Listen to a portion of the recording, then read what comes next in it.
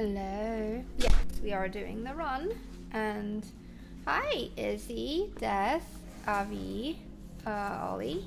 Thank you, Avi, Ollie, and Astroma too earlier for the GTA hoisting. That was massive fun. Hi, Alan. And yes, you are correct. It is Mass Effect. Good year. You know what, James? I actually love that Care Bears movie. The one featuring Darkheart is awesome.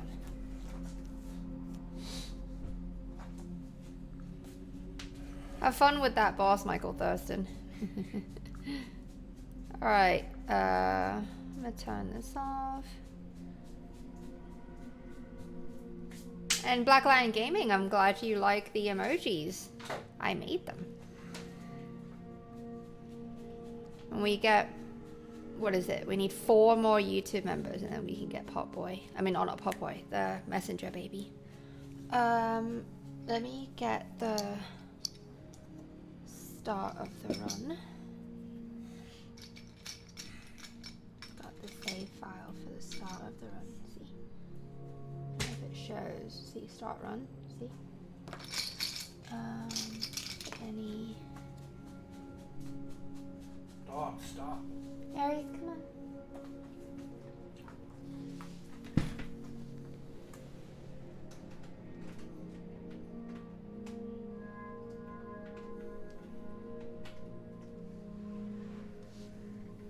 I owe you a sticker. I think that's a Patreon thing. If you join Patreon, like after 3 consecutive months, it sends you stickers, like a sticker. So I'm loading up this guy now. Oh, not DS3, this one.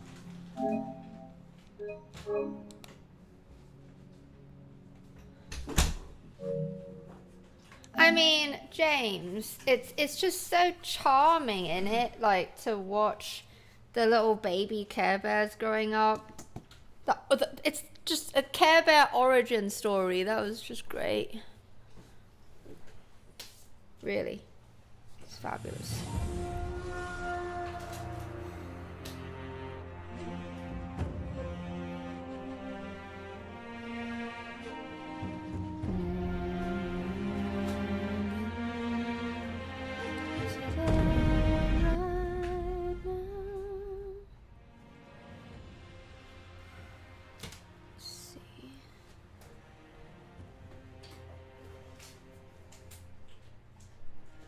Okay. Thank you, Katsuragi.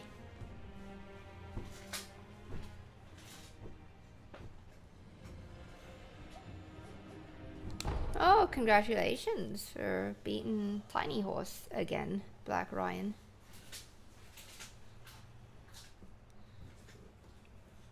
Alright, so I have a song for DirtyJazzHands. He said he was gonna be on in a little bit, so I'm just gonna sing it, and yeah, I'm just gonna sing it, and I'll timestamp him. All the songs are timestamped, by the way. Not right away, because they do take some time. For Ollie is the one, Lupus Yonder Boy is the one who timestamps for me because he's such an angel.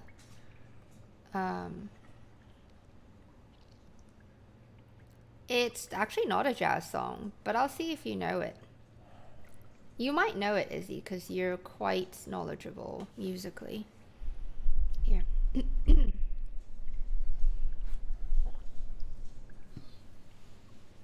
Oh, you started playing Hudless, Katsuragi. Nice, nice. Yeah, isn't it better? You know, not saying I'm not wrong, but I'm saying that it really helps, I think. Avi, are you here by any chance? Izzy wants to know how to make those, the highlighted message for having joined for 1 month. Oh, hang on. Walking into the mic. Okay.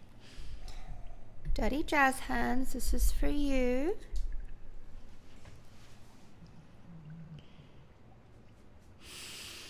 I can see you staring at me, but you're not there.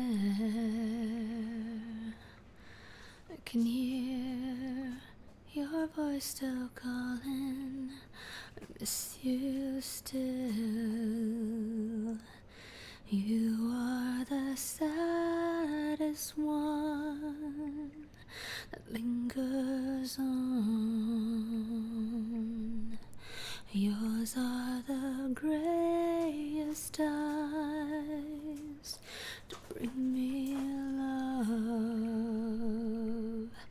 Poor little thing you do, eternal and so cold. And you know this heart is cold, eternal, always cold. I can feel you wandering among my thoughts. Many things still whisper to me, you're never gone. You were the saddest one that lingers on. Yours were the greyest eyes that bring me love. Poor little thing you do, eternal and so cold.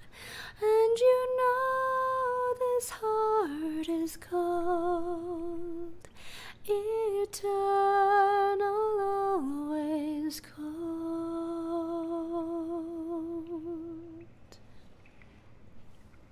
That's Cold Eternal by Danzig.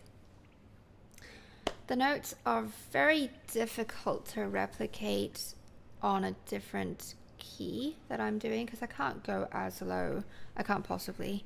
So I hope this is not too bad of an interpretation.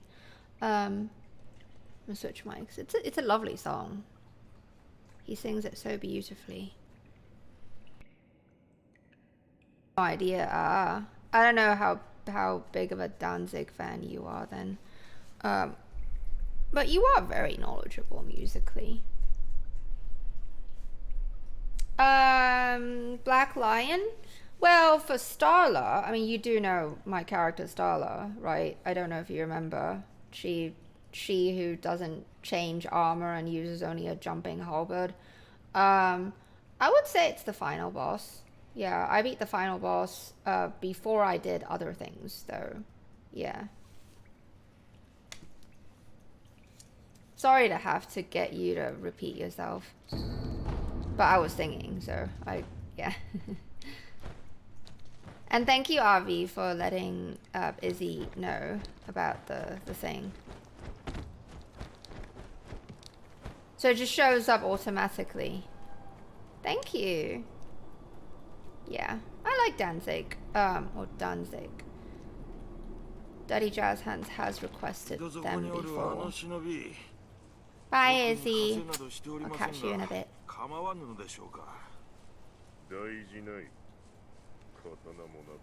Daijinai.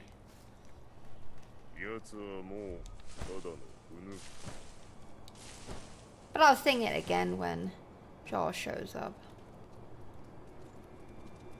Oh, thank you. You're very sweet.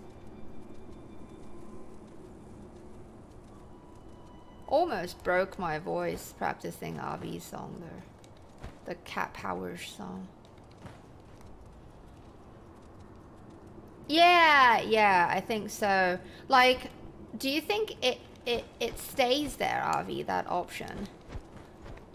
Oh, we're on attempt number 65, by the way. Do you think the option stays, like, until you use it, or is it, like, for a limited time only? It'll, like, after a bit, it'll just go away.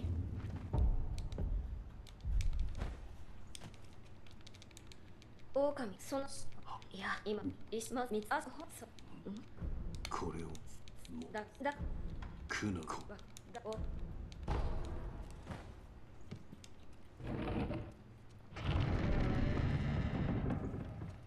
know, speaking of Care Bears, I had asked this question a long time ago. If you could be a Care Bear and you could shoot magical energy out of your belly, what would you want it to be?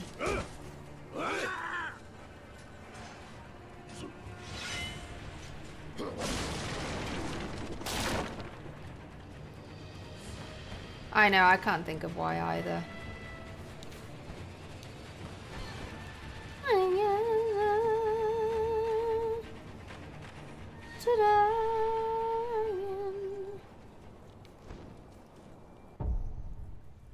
Well, I mean, I don't like the game. I don't like Ghost of Tsushima.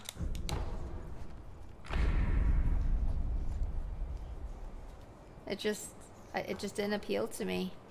Rather, there were lots of little things that I didn't like about it. I really tried to enjoy it. Right up the bunghole!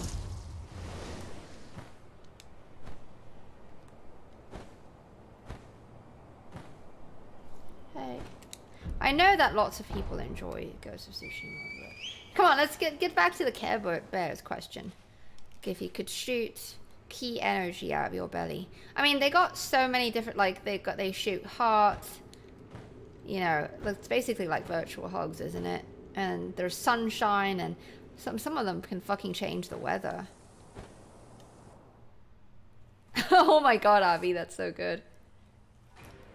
What kind of alcohol? I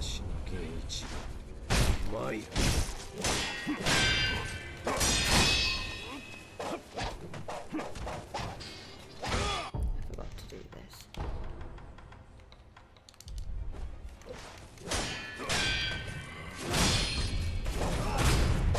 Is that better?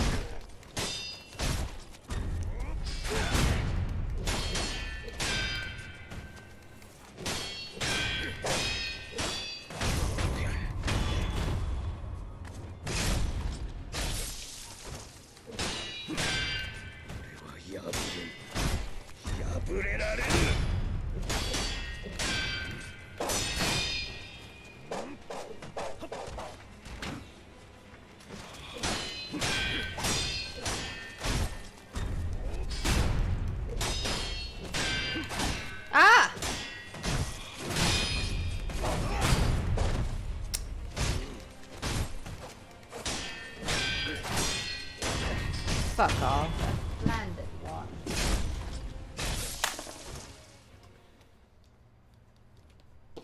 Let's do him again.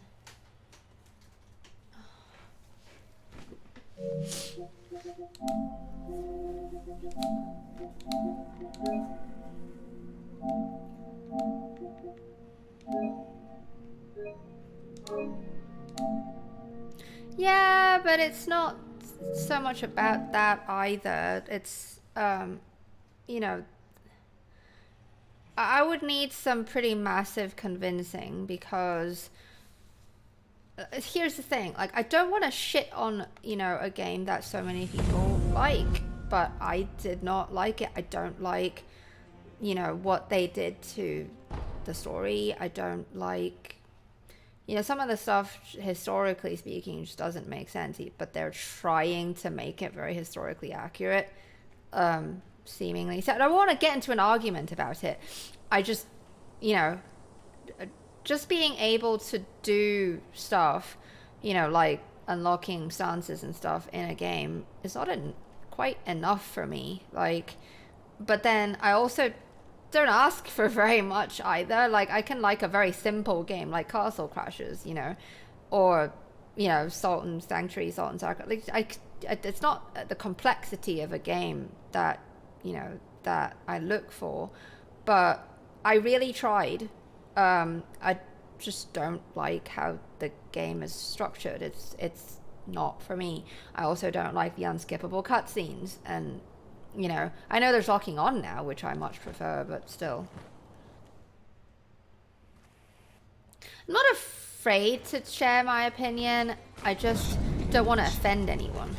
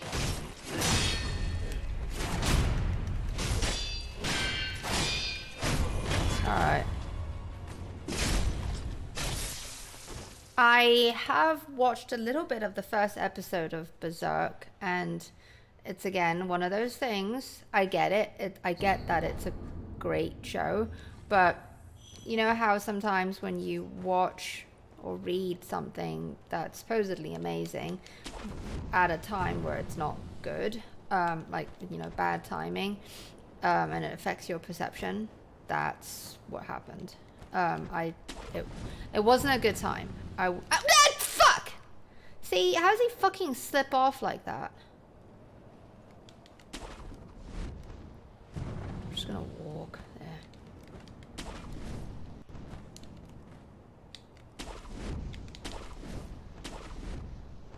And Josh, I sang your song already. I can do it again in a little bit.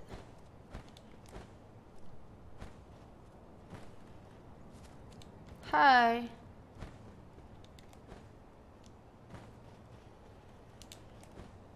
I do like the idea of turning people into gummy bears. But they still taste like people though. A little bit. Like retain some key flavor, human flavor.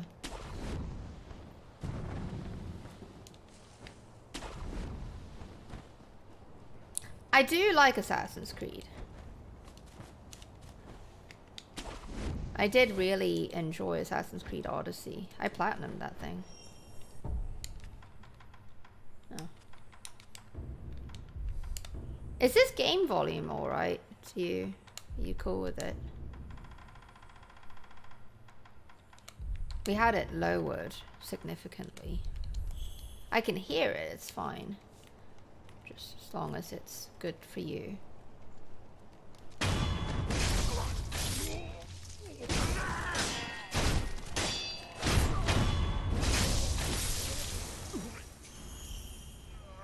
Oh, Alan, you've never had these Albanese World Gummies, have you? Have you? They're so good. World Best Gummies, I'm sorry. Don't be sorry, Josh. No need to apologize. You did nothing wrong. I just sing it again.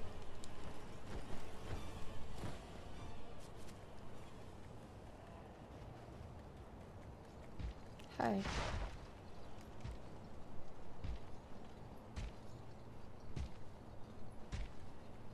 There's no online play in Sekiro. It's not multiplayer, it's single player.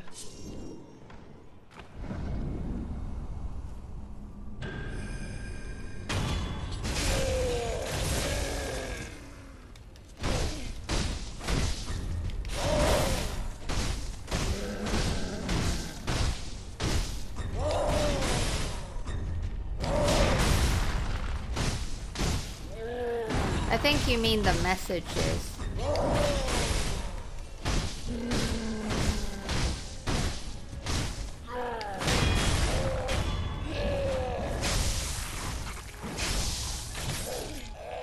Alright. You will do fantastic, Avi. I have key faith in you. But yeah, Michael Thurston, I think, are you referring to the messages that people leave on the ground? They're pretty useless, actually. I hate them. They're just a key distraction. I take them off. Oh, I almost had John Swordsman come down here to wreck me. Not happening today, John Swordsman.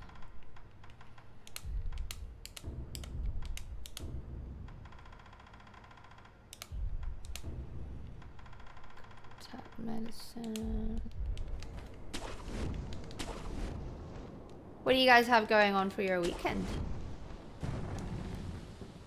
So, I finished, I think I talked about this, I finished Jean-Claude Van Johnson. Great show. Remember I told you about this, it's a sort of like a real life parody of Jean-Claude Van Damme. He's not Jean-Claude, he's actually Jean-Claude Van Johnson. He is a secret agent posing as the famous action star. It's wonderful. The self-awareness that that show presents is just so clever. Ridley Scott produced it. And then I watched something else called Oats, something by Oats Studios.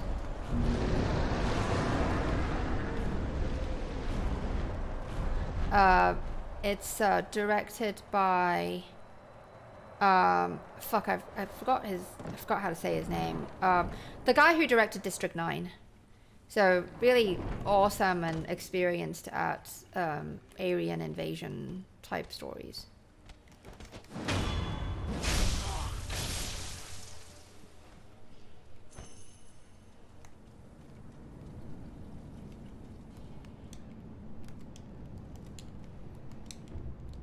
Where did who go?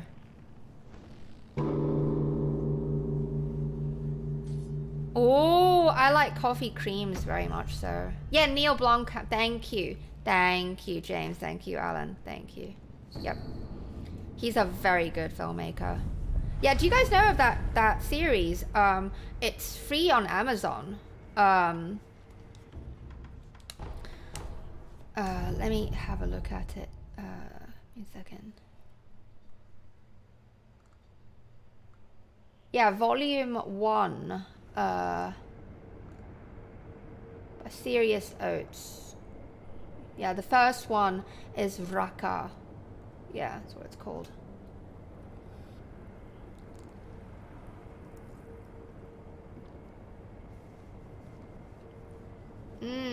Yeah, I get you. I know that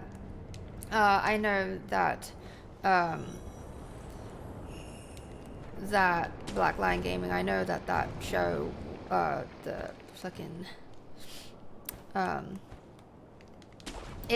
know it's a big inspiration for Dark Souls. I get it. And I would watch it for that reason, but I need a better time to revisit it. I love Bloodsport. You know what? I actually really like Sudden Death.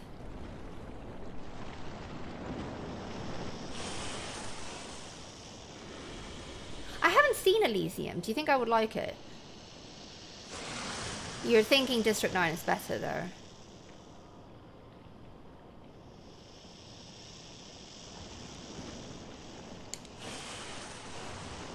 I've only seen 2 episodes from Oat Studio.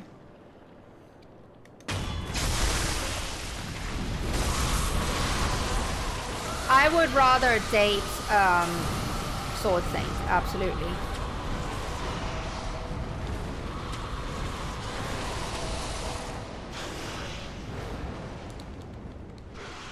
I want to feel what it's like to be electrocuted.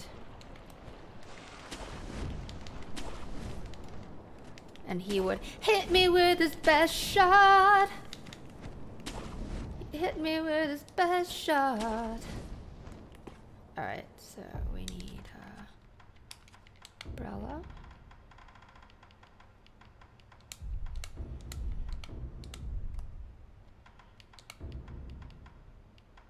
No, not this. Go.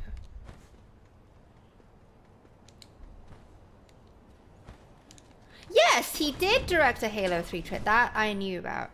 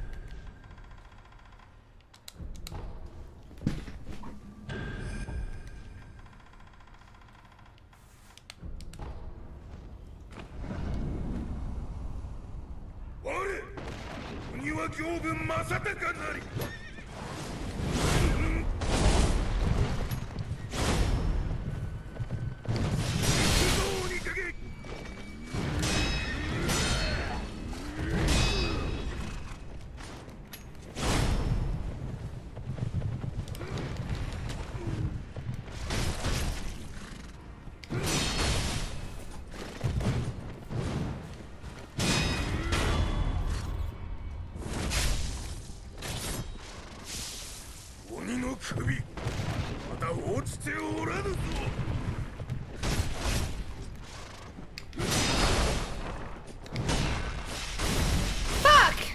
Fucking camera. God damn it.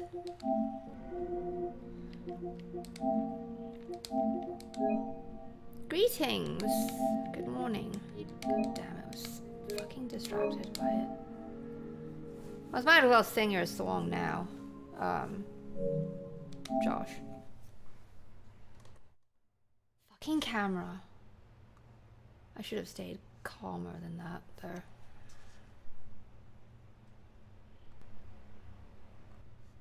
Let me sing it now before we actually start.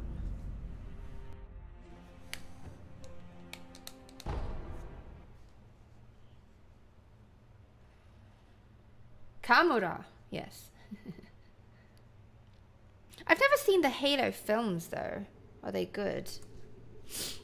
Alright, so Josh, I hope you don't mind. I tried. It's very difficult for me to remember not remember, but for me to alter some of the notes to match the key that I'm singing in, because I can't go that low. But I hope you like it. I love this song. So here it is again. Thank you guys for your key patience for listening to this song again, because I'd like for Josh to hear it live.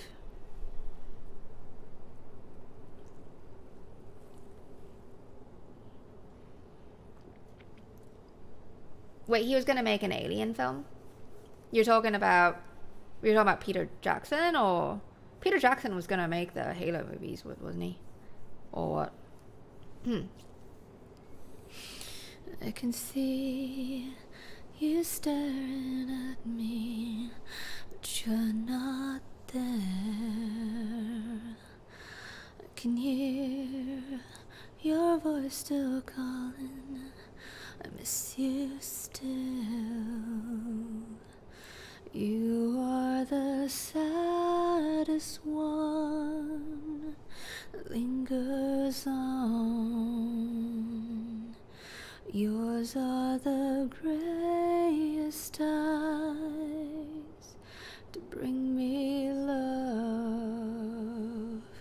Poor little thing you do, eternal and so cold. And you know this heart is cold, eternal, always cold. I can feel you wandering among my thoughts. Many things still whisper to me, you're never gone. You were the saddest one that lingers on. Yours were the grayest eyes, they bring me love. Poor little thing you do, eternal and so cold. And you know this heart is cold, eternal, always cold.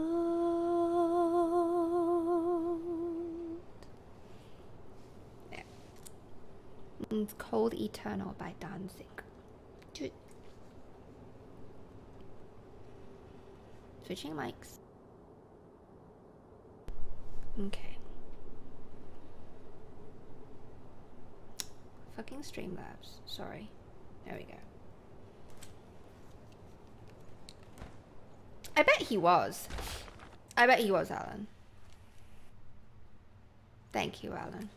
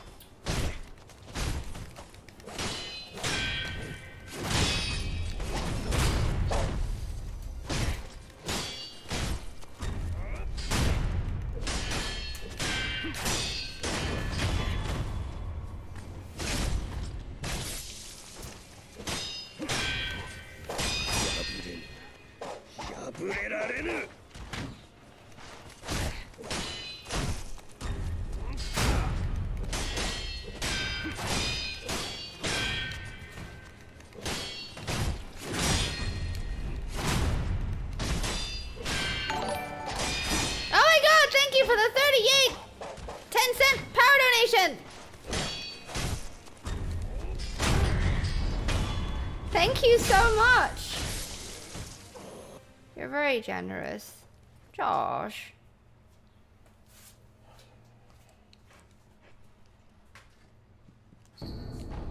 I would sing you all the songs. The music that Keely binds us. He made Alita Battle Angel. I know that James Cameron is attached to that project. He didn't direct it. James. I think Josh tried to time it to where it would show up right at the end of the fight. It's just I didn't do it fast enough. I'm gonna say that was his intention. You know, I got a question.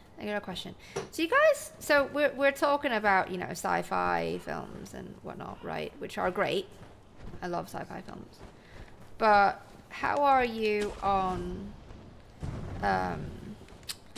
pretty heavy drama, like it's a very small but very quality film called Notes on a Scandal. Have you heard of it? It stars Judi Dench and Cate Blanchett.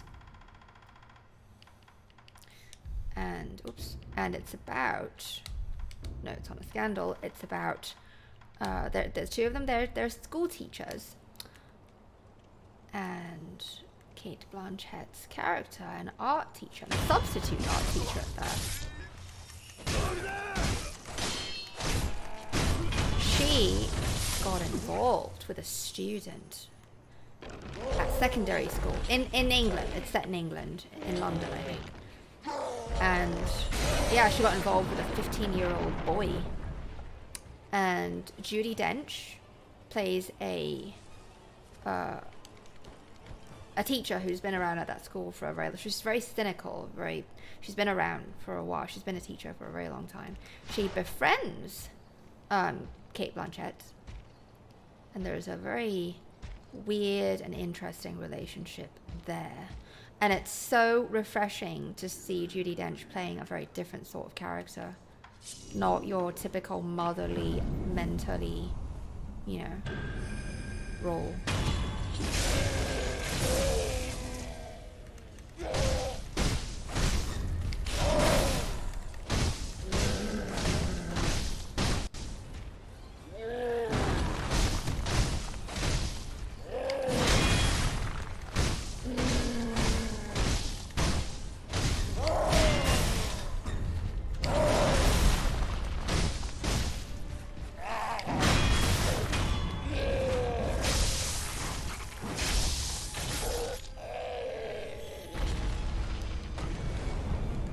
Yes, it's a very short film. It's only 90 minutes long, and it stars Judi Dench, Cate Blanchett, and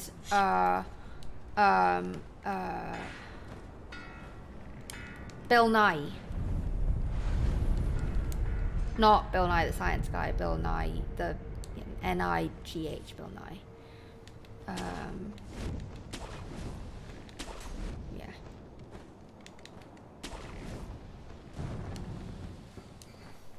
It's a powerful film. The music is written by a spectacular composer. My God, I can't remember his name off the top of my head.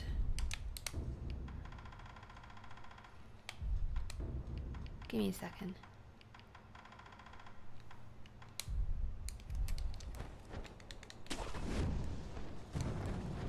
Very spectacular, very prolific composer. I can't fucking remember his name.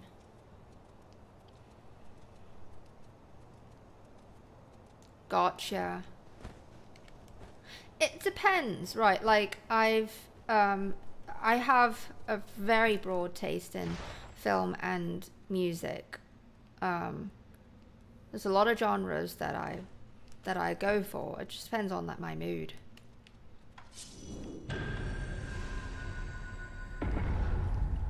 Philip Glass, thank you, James. Thank God, you're so fucking knowledgeable. Thank you.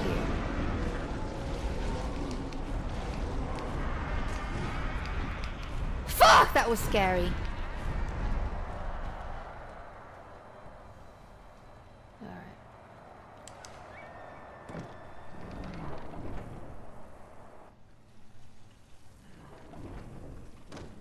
I don't have Netflix.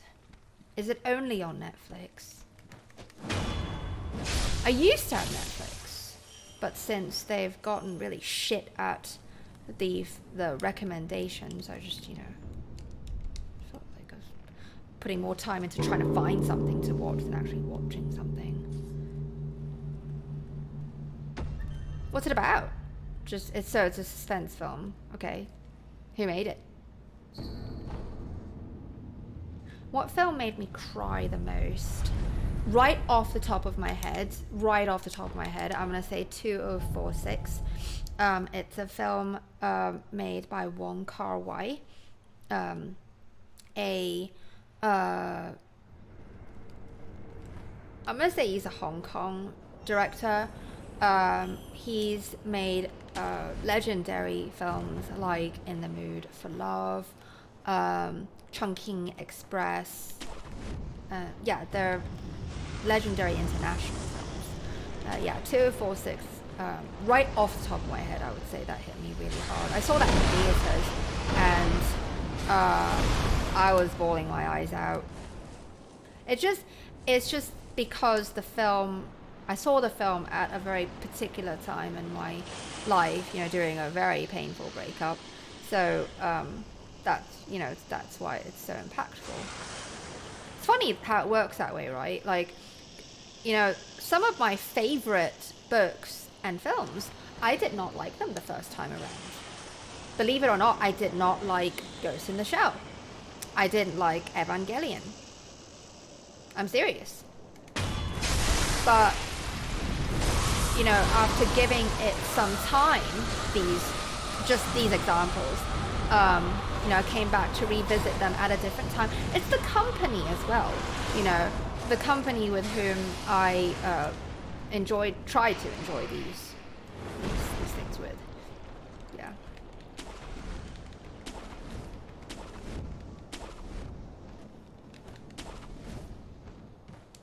I didn't like A Brave New World first time around, the book. The Aldous Huxley book. But now it's my top 3 favorite sci-fi novels.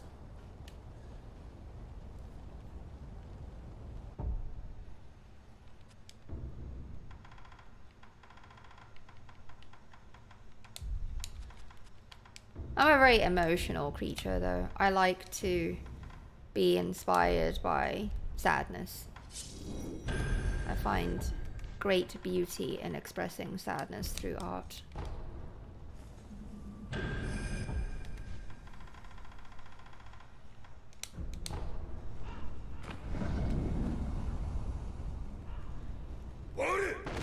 What film made you cry the most? Do films make you cry?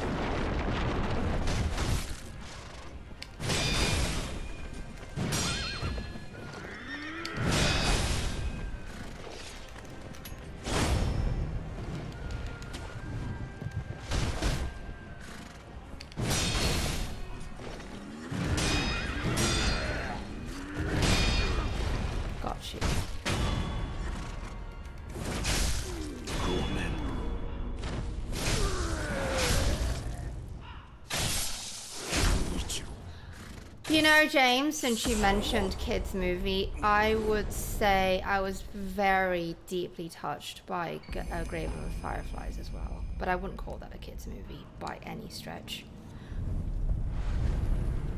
I've heard of Bridge of Terabithia, is that how you say it? I've not seen it though.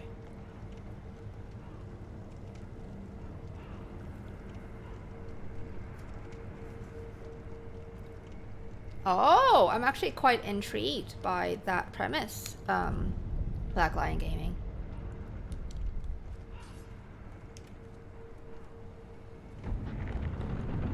Believe it or not, it's been a very, very, very long time since I've seen Hachi, A Dog's Tale.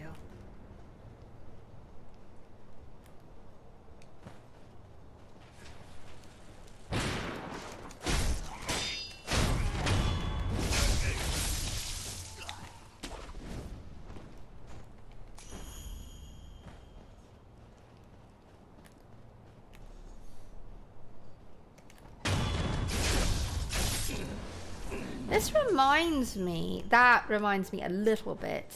So it's not the same premise at all, but since it involves, you know, breaking into people's houses, it reminds me of the Sofia Coppola film that is a true story about kids in LA, affluent kids in LA, breaking into celebrity homes and taking their shit. What do you think of Sofia Coppola as a director?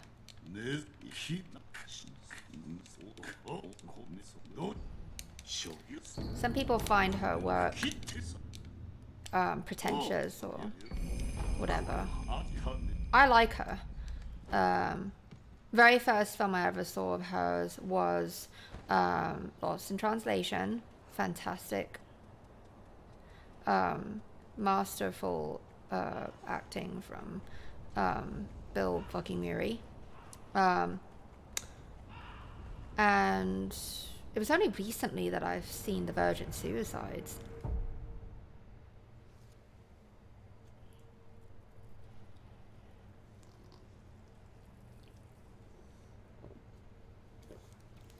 Yeah. Thank you, Black Lion Gaming.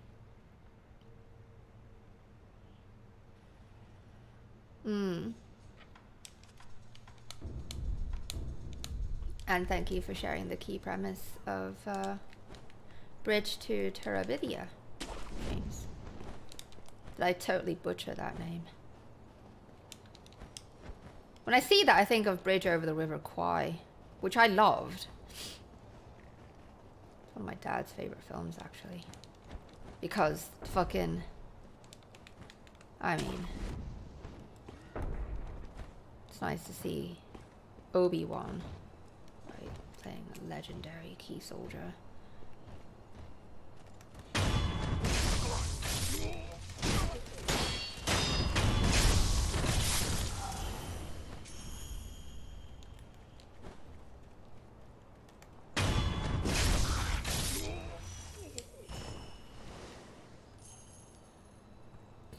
Indeed.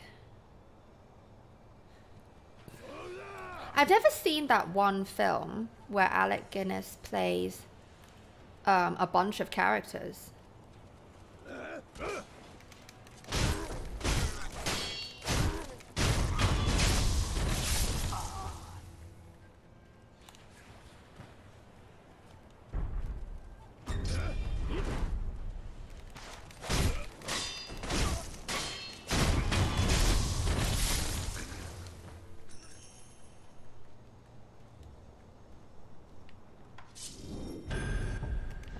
Super focused.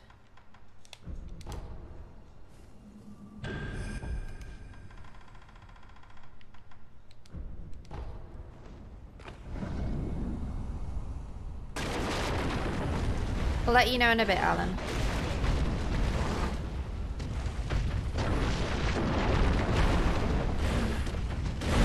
Whoa!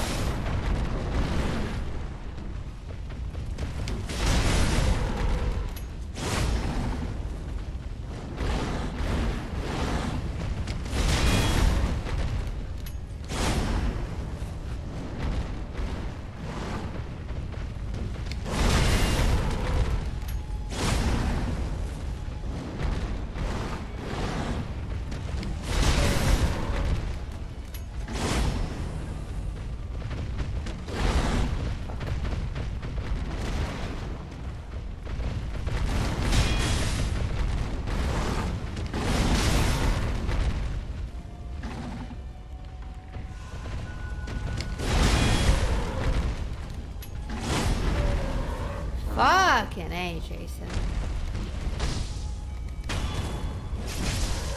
Did not want to miss that death again.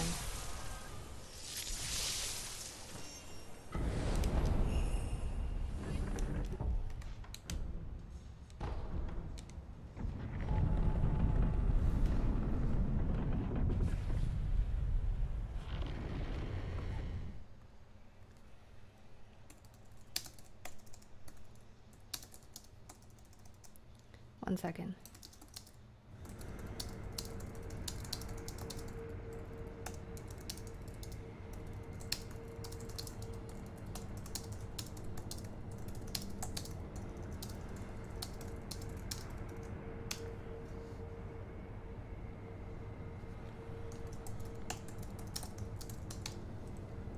Okay.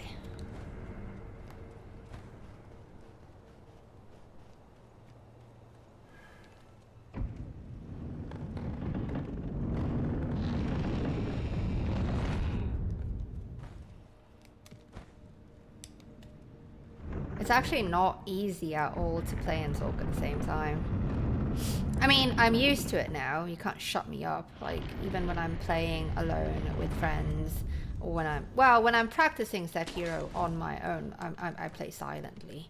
I mean, it's nice to you know, be quiet for once. When I play with friends alone, I'm still pretty animated and I don't lean into it as hard as I do when I'm streaming, but I still get really into it. There is a little bit of pressure. Like, I like to keep you guys, you know, entertained, so I try to keep up the key topics of conversation.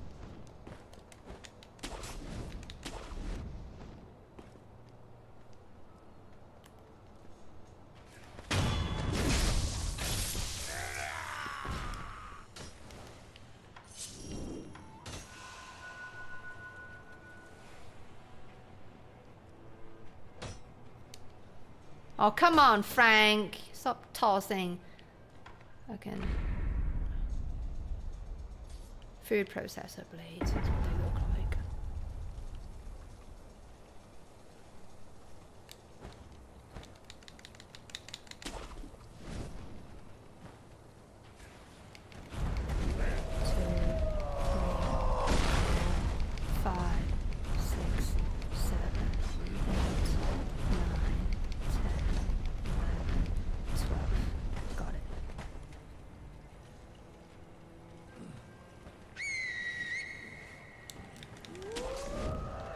Night, Alan. See you on Monday. Well, I'll respond to the rest of your messages. Sorry I didn't get them. I was not notified of your messages on Discord. I apologize. I'll fucking take it, bitch!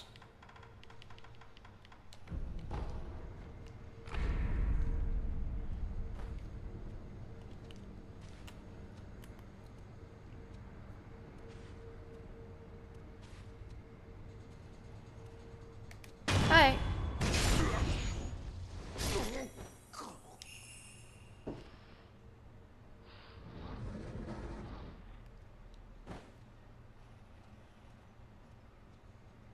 I have a very wonderful support group though.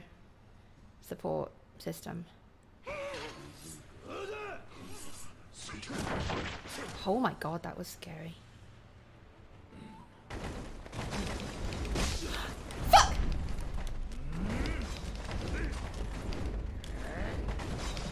Fuck! Did I take a hit? Yeah, I fucking did. God fucking damn it. It's like, should we do the... I'm gonna try it. I'm gonna fucking try and put Mojo down into the run. Cause my god.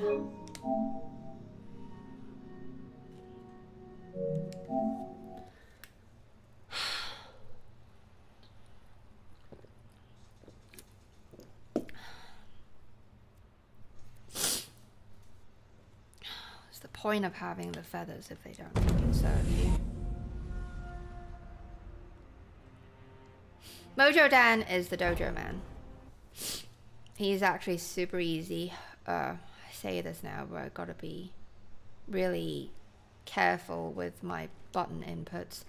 Attempt number 67. Because we use one mind. We use the fire feathers and one mind to burn him.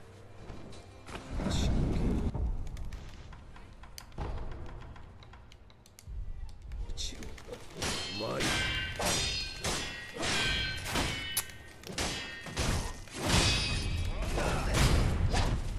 that was a failure. We don't count it when I can't get past Tutu Genny.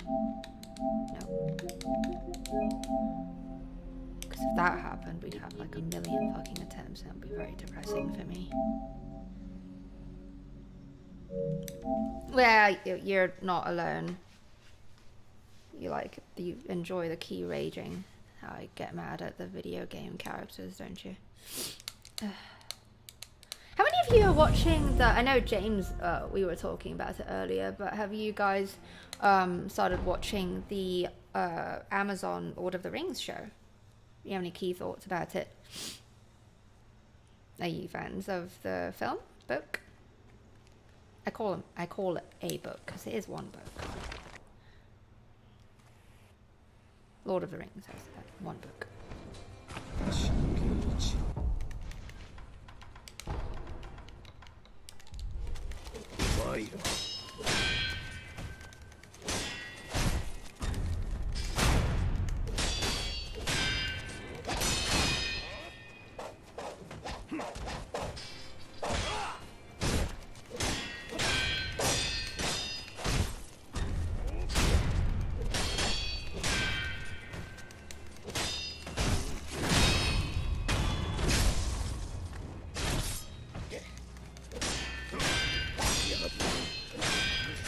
Ah!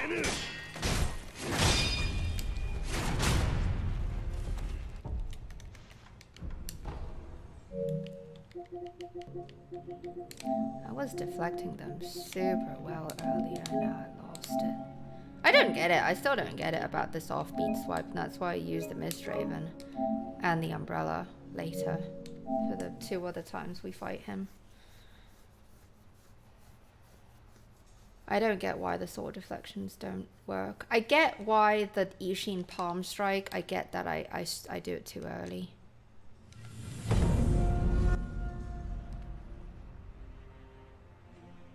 Yeah, James. I spent so much time with the directors, the special editions of the films. I used to go to sleep listening to the commentaries of all the different you know, cast and crew commentary.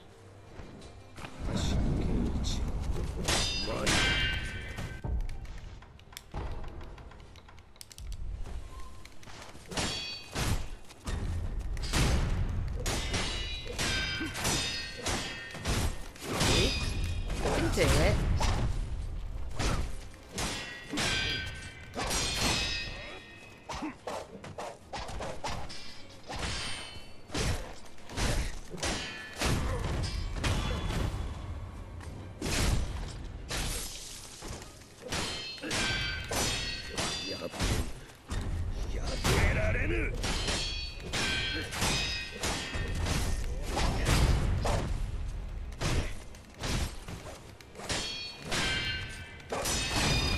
Yeah, it's deflected the offbeat just fine.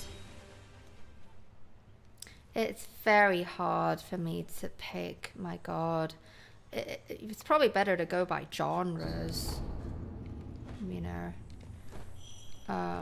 Like, oh.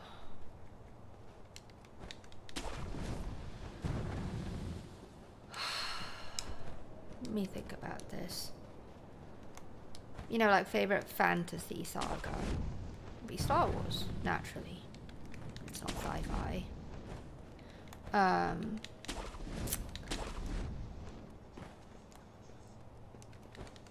It's not historically accurate, but most historical film dramas aren't.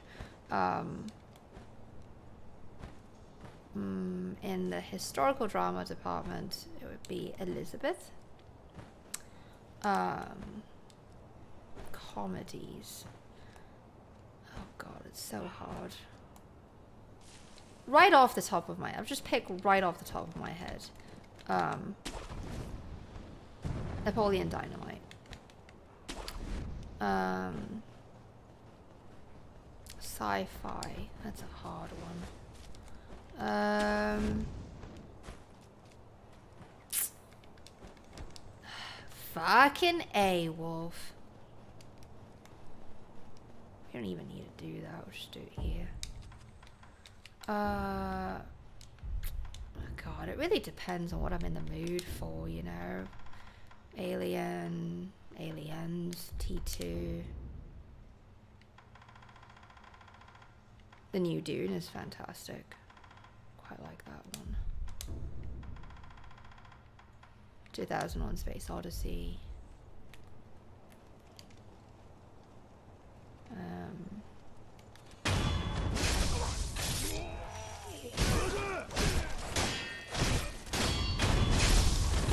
I'm really into period dramas. I love Amadeus. I love Milos Forman. Fantastic director.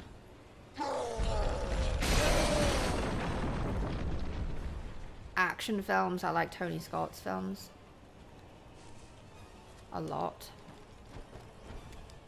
In fact, I saw a short film by him today, actually, by BMW Films.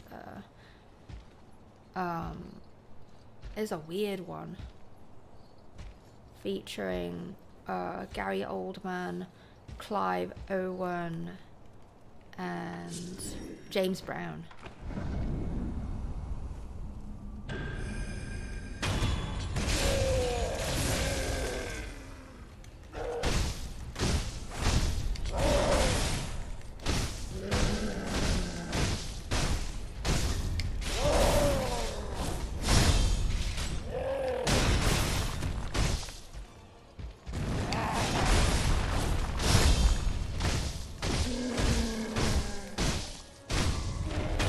Hey.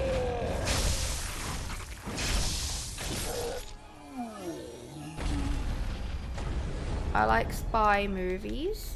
I mean, I love so many. I love, you know, Japanese samurai films. I love anime. Love kung fu films. Yeah, my taste in film is super broad. It's so hard for me to just nail down, oh, what's my favorite. Just, I can't do it. Too many.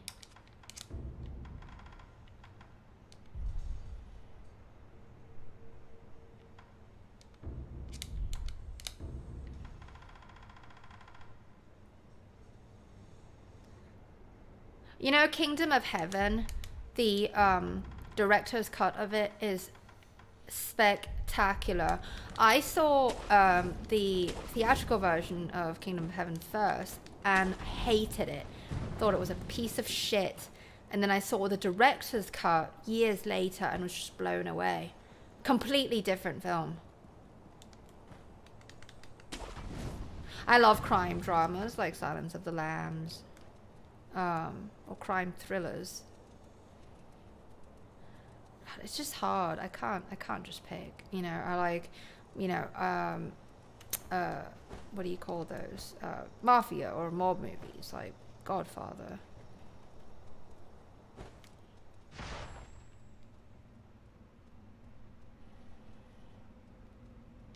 You know, I have not seen the Zatoichi films. Is that what you're talking about, James?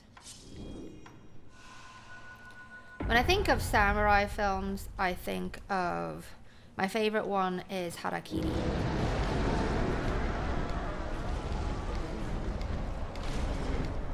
The original. I think there is a remake, but I've never seen it. Aries, come here. I quite liked The Sopranos, yes. I don't remember a whole lot of it. This was years ago when I saw it, and I love the opening theme. It's fucking one of the dopest opening themes of a show. Did you want to request a song? I don't know if I can sing that though.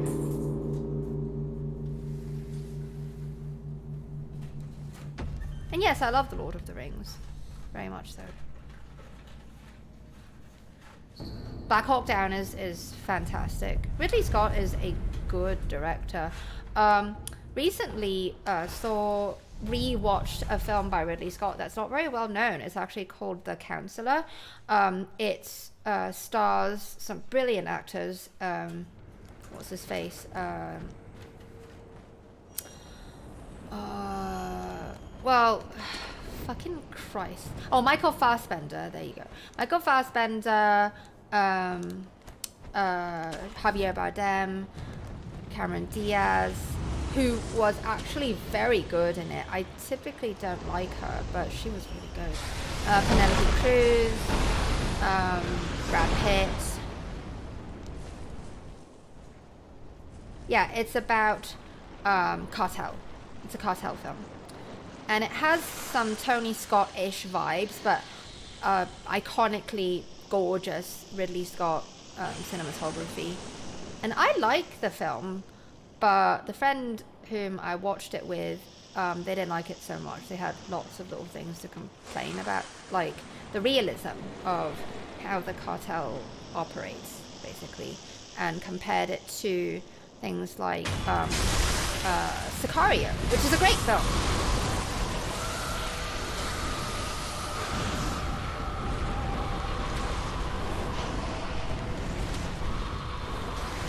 I don't remember Sicario 1 as well as I remember Sicario 2.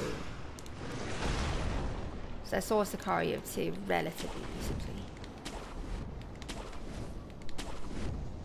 I love Jinro, the Wolf Brigade. I am a massive fan of the studio, Production IG.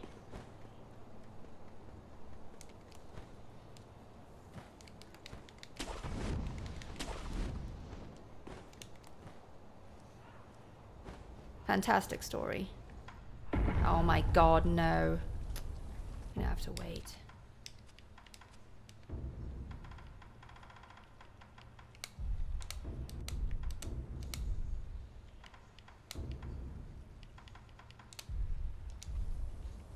Let's just wait here a bit while I use the loo. I'll be right back.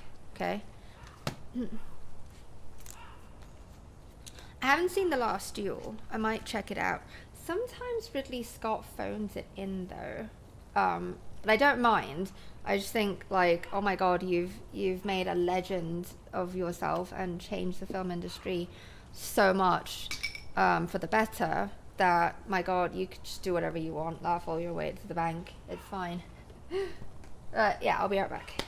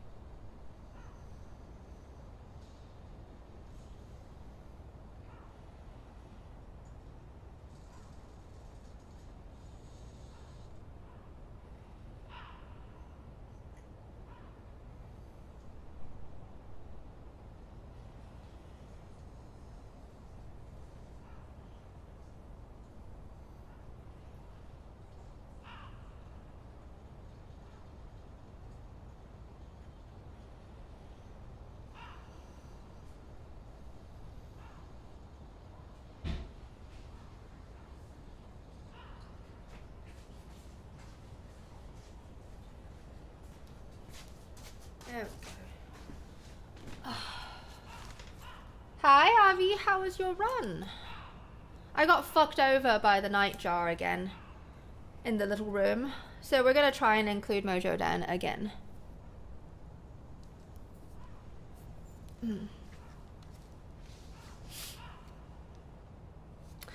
Have you guys seen the last Evangelion film? I still haven't seen it yet.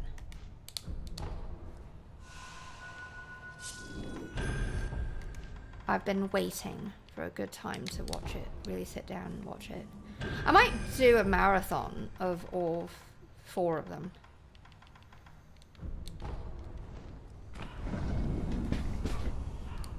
I'm sorry to hear that, Avi.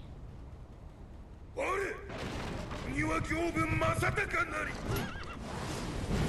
was your time?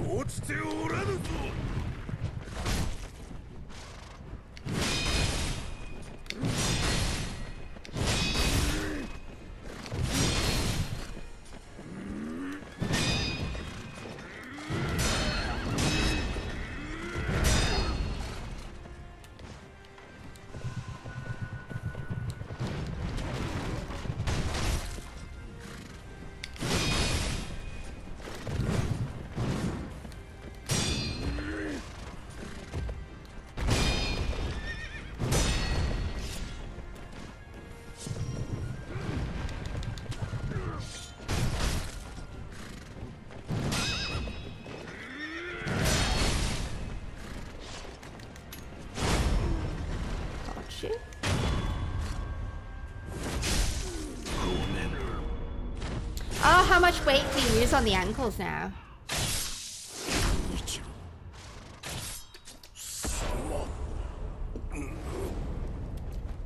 Have you guys ever seen the Hong Kong film trilogy that is what The Departed is heavily based off of? Infernal Affairs.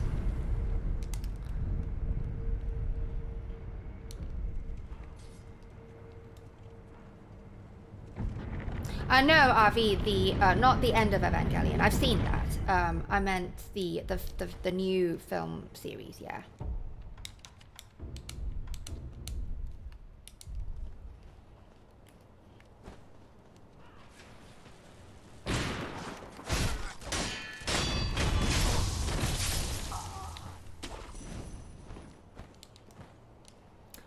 Good lad, James. When did you check that out by any chance?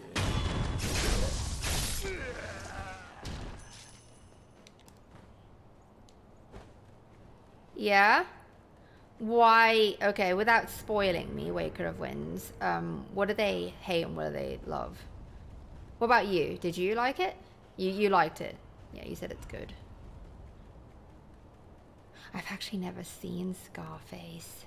I know, it's a travesty. Like, I consider myself kind of a film aficionado, but yeah, I've never seen it.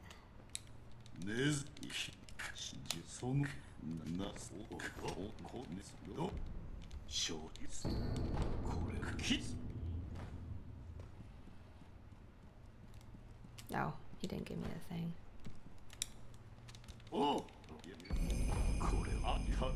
Yes, Infernal Affairs. It's a trilogy. Yeah. It's fantastic. It stars Tony Leung and Andy Lau. Tony Leung is very well known for his roles in well, he was in some pretty major kung fu films like Hero. He's that really impressive calligrapher. The lover of snow.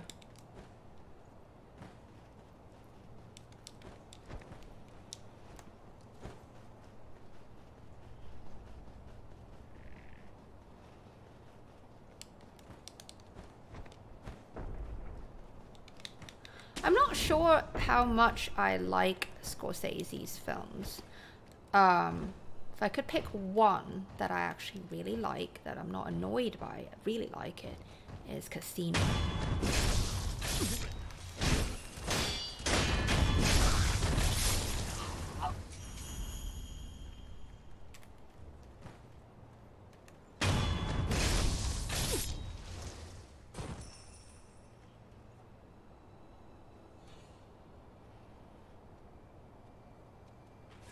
So you're saying you don't like the heavy religious overtones then? Black Lion.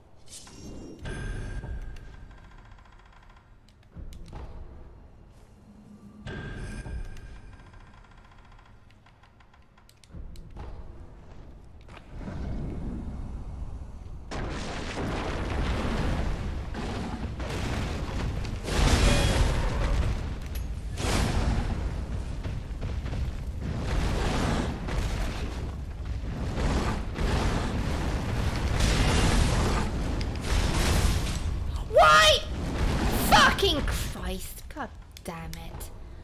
I threw out the umbrella. I guess I really should run around him, shouldn't I? Not be so goddamn close to the wall.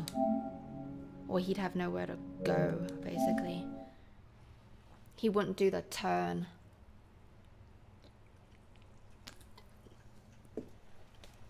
$68.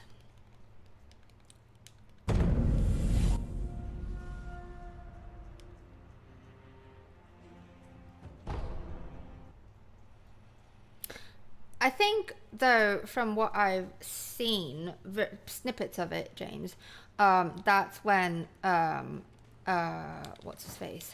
Al Pacino just went a bit too overboard. And he could be very subtle, like in Godfather.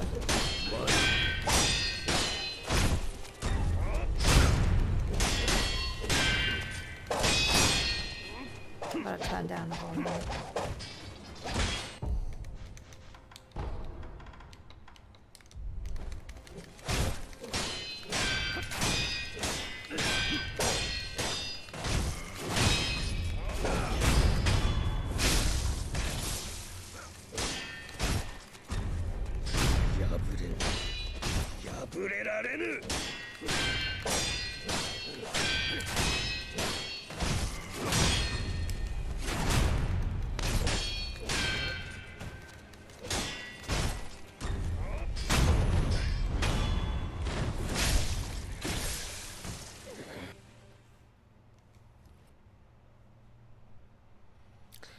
if you guys like some really, really old films, like I think it's Marlon Brando's first feature film with Vivian Lee, A Streetcar Named Desire. You've seen that one? Love it.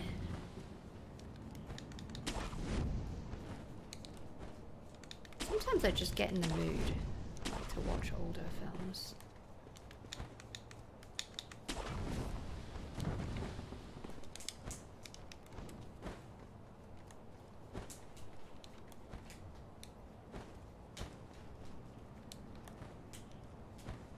Hi, ETA. Wait, what are you talking about, Abby? A Streetcar Named Desire?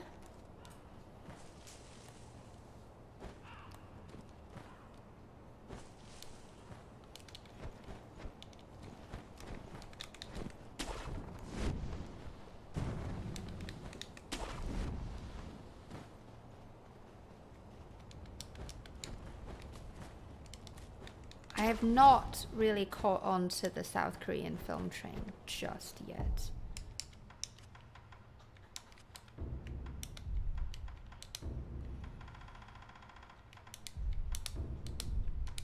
No.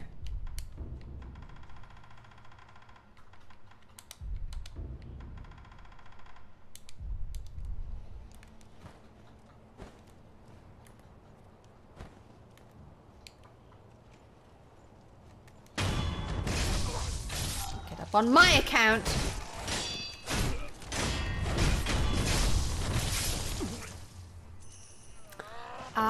Yes, it was a play. It was. Why did you were you required to read it for like for your writing? Was that required reading material? It is pretty fucked up. Very super fucked. I would highly recommend it. My god, is Marlon Brando.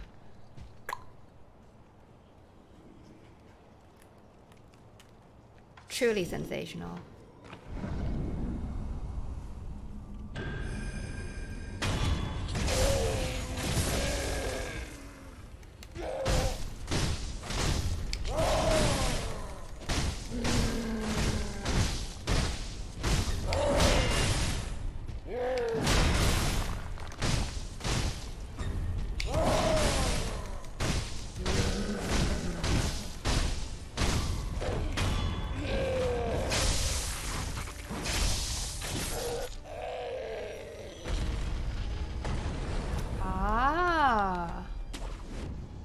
Were they, James, were they doing, pardon my ask, like, were they doing some sort of like, like an oldie time film sort of movie night, like matinee of some sort? I haven't been to the theaters in a very long time, in the cinema, I mean. I call it theater now, I haven't lived in the US for so long.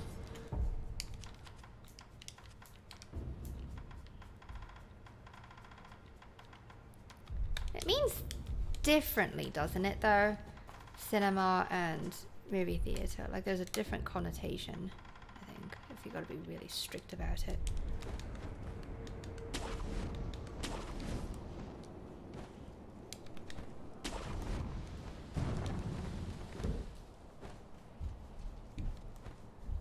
It's got nothing to do with the show The Handmaiden, does it? Or is that inspired? Is the Netflix show inspired? It was Netflix, wasn't it? Inspired by that Korean.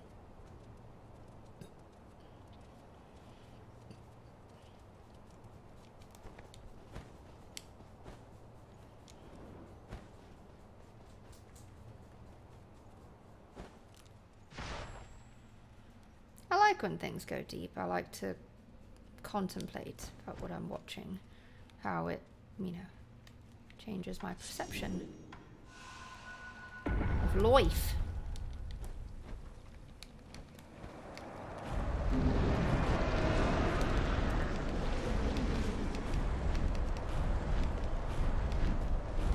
It's nothing like The Handmaid's Tale. Okay. You know that's a hand school thing. Fucking handmaids.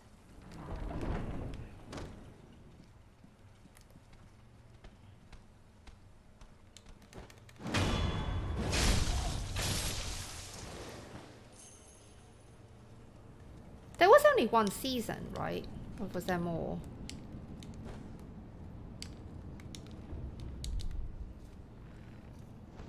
For The Handmaid's Tale, I mean.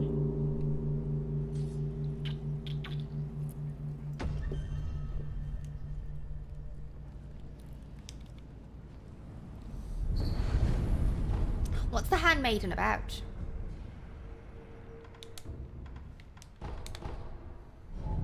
Oh, you know what? I think I've seen trailers for it. Yeah. Yeah, I think I've seen a trailer for it.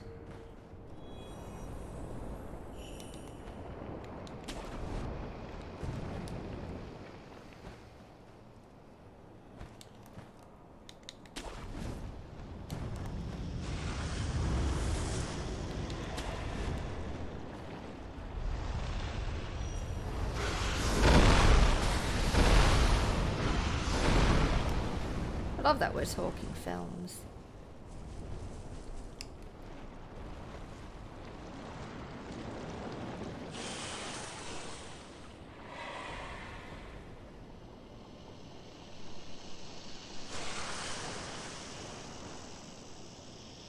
What's DBS? Sorry. Don't mean to sound ignorant.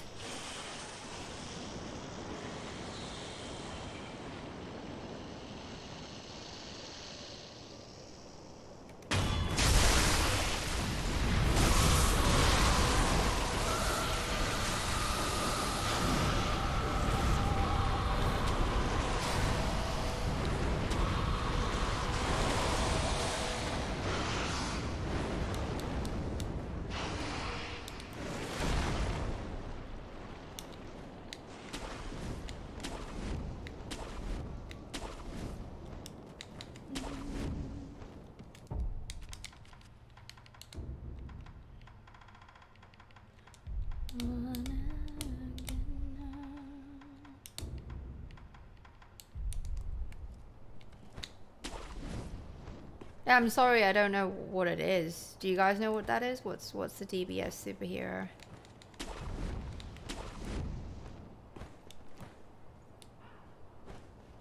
Yeah, I'm talking about The Handmaiden. I don't know what it's about. Yeah. I've seen The Handmaid's Tale, but I don't know if there's more than one season.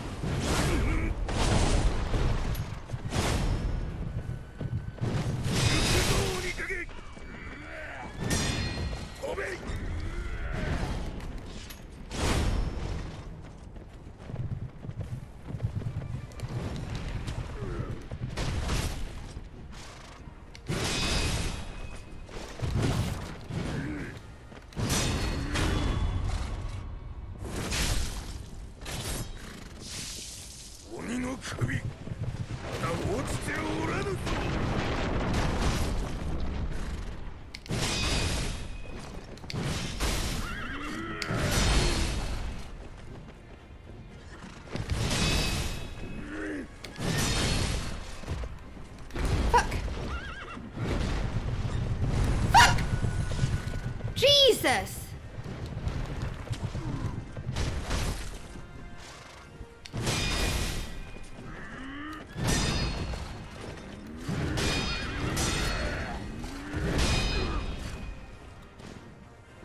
Fuck.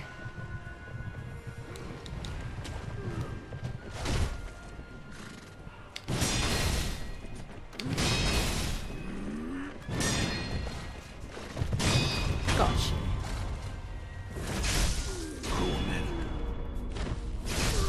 Oh, Dragon Ball Z.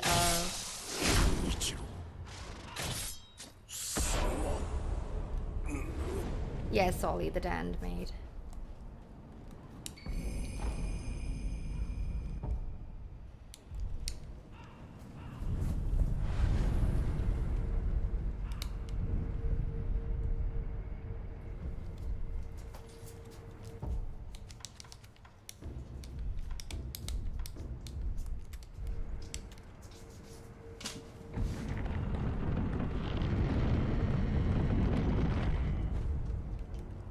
weird, wasn't it, RV? My god. What a cheating slag. It almost got me there.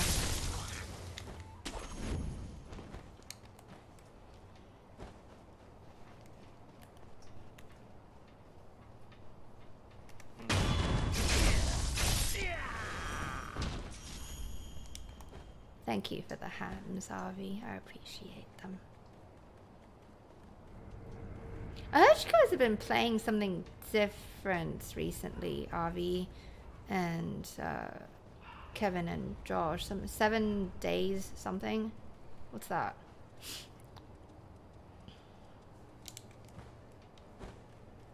What do you guys think of video game films and shows?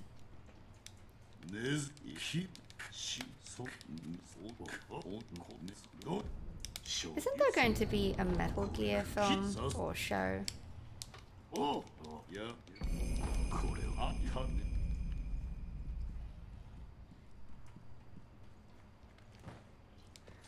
Memoirs of a Geisha was fine. It's actually extraordinarily inaccurate though, historically. Like, that is not what happens to geisha. In fact, I wanted to dig down, you know, let's put it this way. During that key time, I was recommended a book called Geishas of Gion, written by a famous retired geisha, and she, in her very intelligent way, basically slandered the film for you know, misrepresenting geisha, and it was very insightful, like the sort of lifestyle that they led, and the whole thing about the, you know, about selling a geisha's virginity. It's not true. But that's what you get. A book written, you know, a Japanese themed book written by a white guy. I mean, I'm not trying to be, it sounds super racist for me to say that. But it appeals to a Western audience, doesn't it?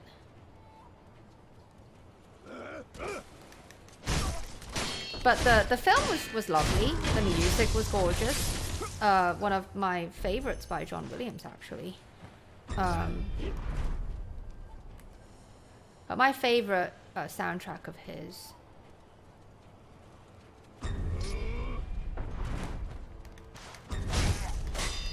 is Munich.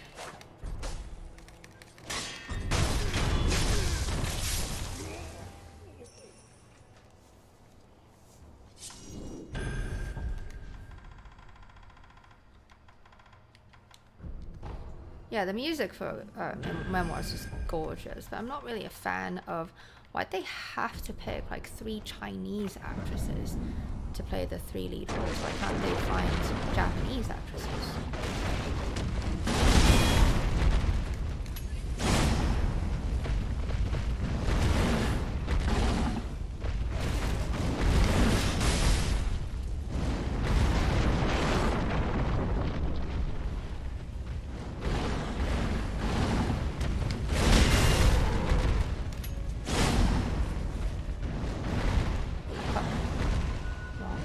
Not out yet.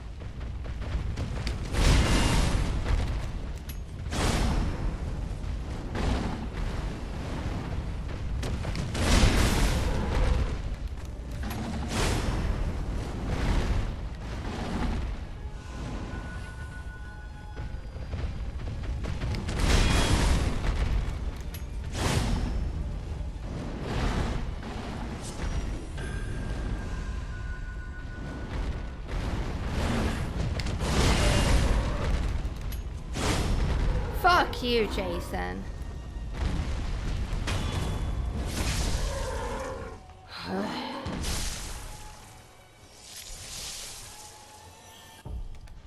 gotta wait for it. There we go.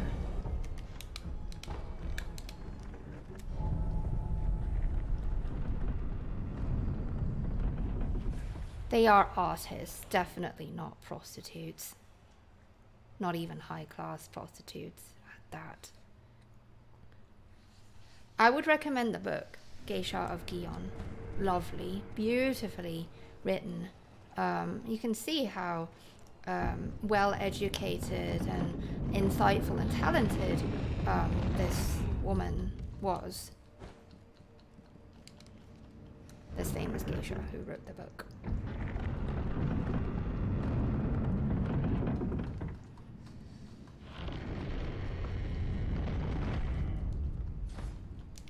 I have a friend actually who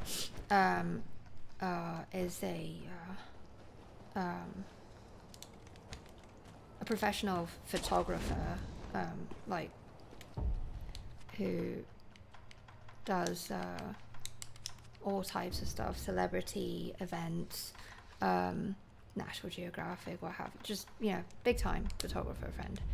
He's the one who takes the pictures for the thumbnails and what have you, and they have very lovely stories to tell about geisha, being entertained by geisha at tea houses in Kyoto. They are hang on, trained to be conversationalists.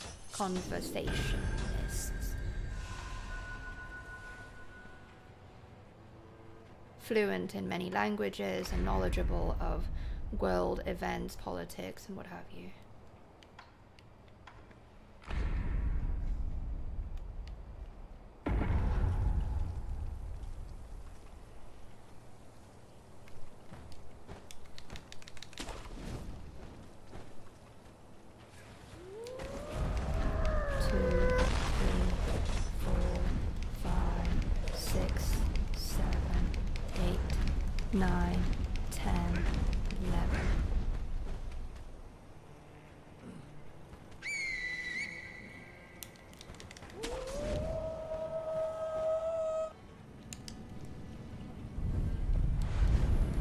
You're very welcome. I hope you enjoy it. Oh, he had a question about idols. Hang on. What was your question? Oscar Isaac. I like him. I missed the question about idols. Oh. No, yes, you can get the idols while Ashina is burning. Yes, you can. You can. Most of them. Some of them, no.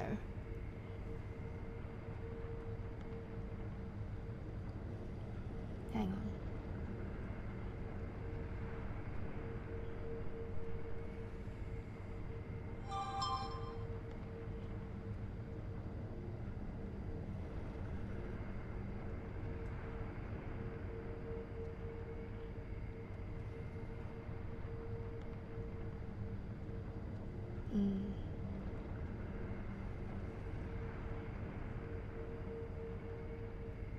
Had to respond to a text.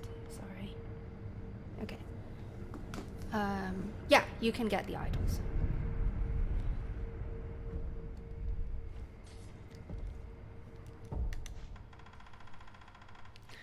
It's not so much.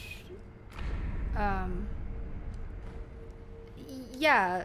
Yes. Yeah, I would say that. And, you know, they can dance and sing.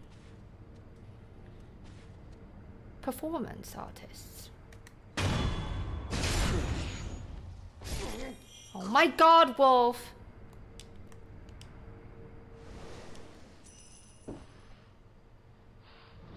Alright, let's try Dojo Man, okay? Let's give Dojo Man a go. Mojo Dan. Hopefully he doesn't betray me. Glass time.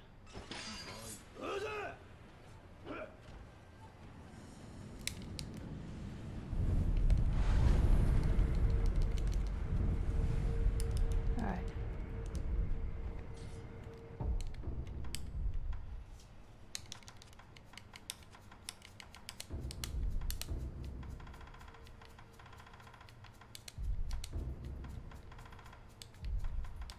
No.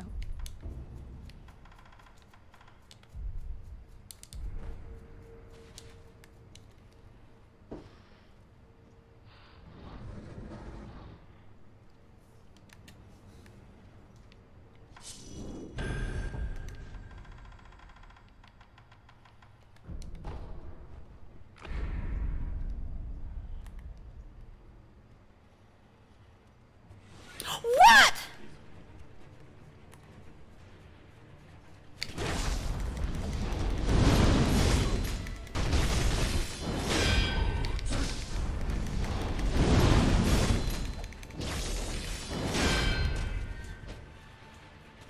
Oh, fuck! How the fuck did he see me? I don't get it. I was stuck close to the edge of the key wall. I swear to Christ, he knows that it's the run.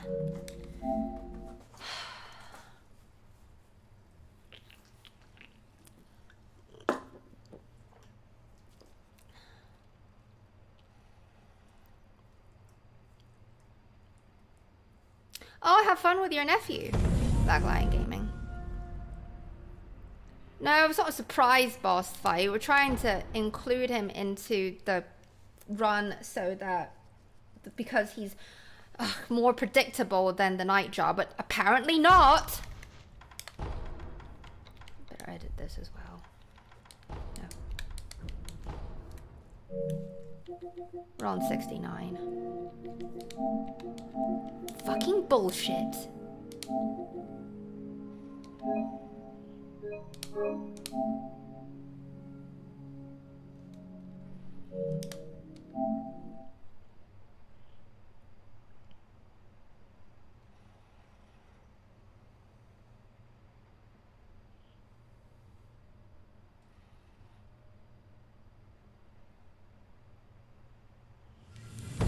And you have to be confettied and yashad up, or he'll deflect you. That's the problem. Like, you got to be super powerful to be able to break him. You have to get that first death blow to kill him quickly, basically.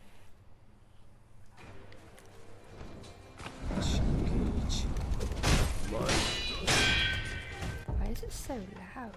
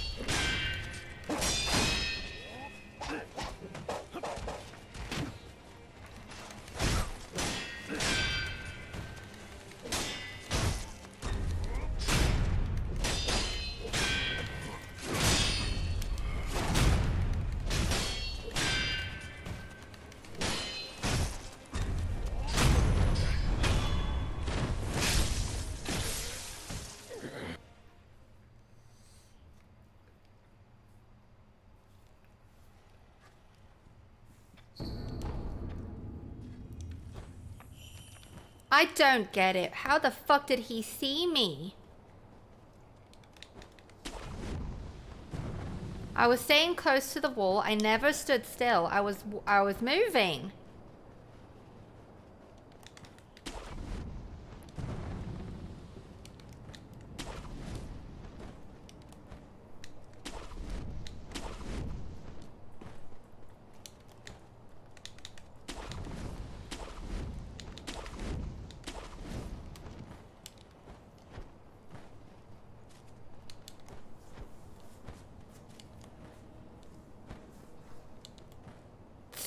third, I think. No, that is the second time it happened, yes.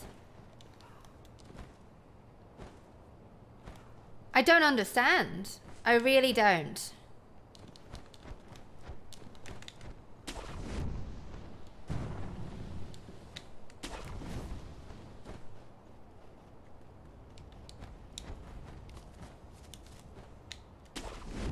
What could have it been? Like, what could have broken my cover?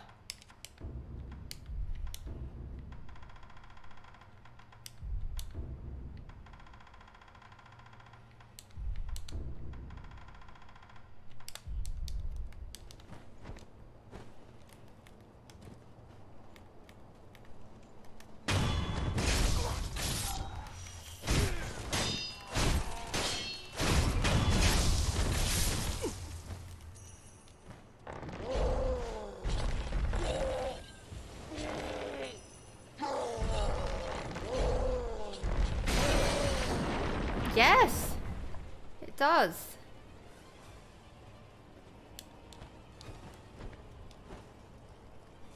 I don't know if it has anything to do with the save file. If I should reinstall the game after all, once a week.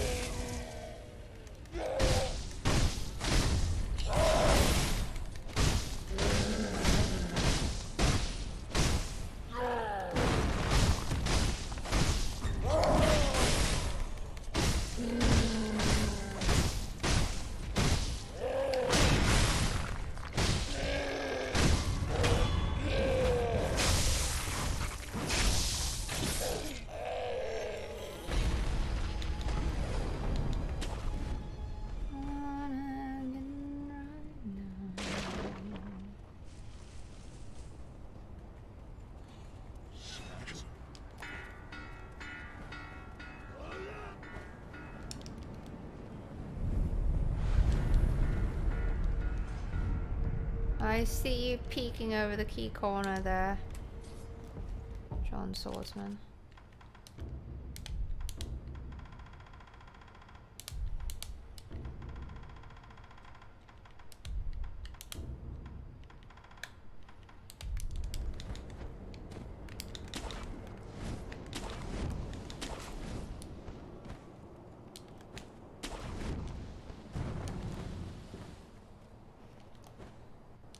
Fuck it. Just... why bother with Mojo Dan? Every single time I've tried to do him during the run, it's fucked up. Whereas with the Nightjar, at least it's not that often.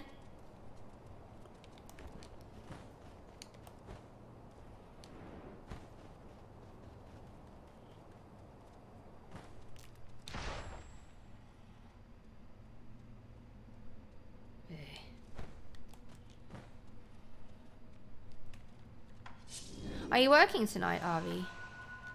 I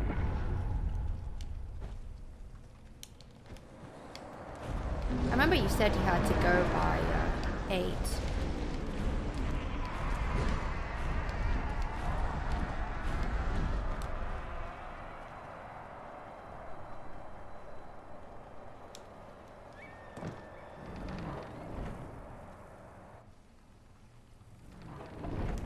I don't know why I hit options right there, because it looks like it's going to be a cutscene.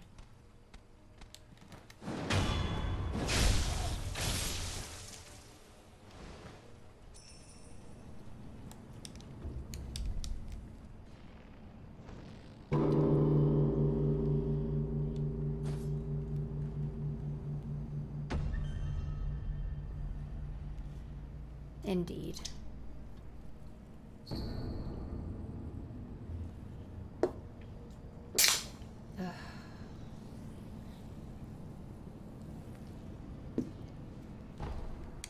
I knew you would show up right then, Izzy. I do have the feathers for the nightjar, and it doesn't trigger when I, like, it doesn't save me from getting hit.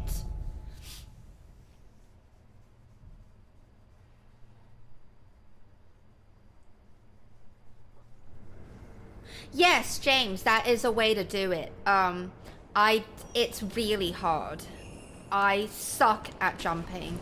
It's probably not, I'll try and practice it, you know, provided, you know, I don't know how well we'll do today. I'd kind of like to fucking, you know, get the roof run done at the very fucking least.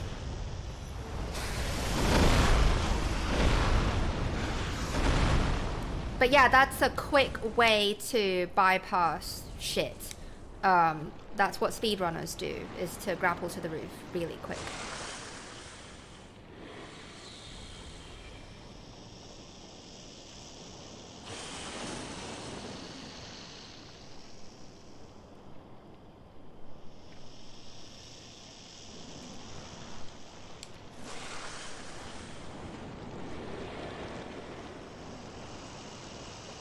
I'm not sure what you mean by snow level.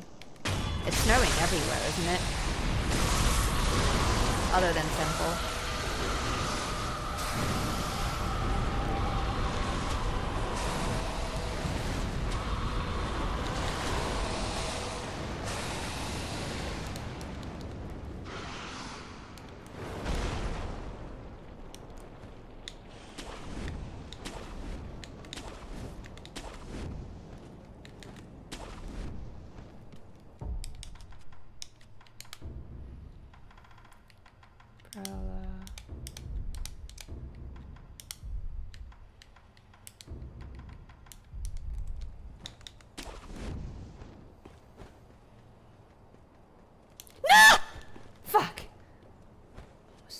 Fuck off down there.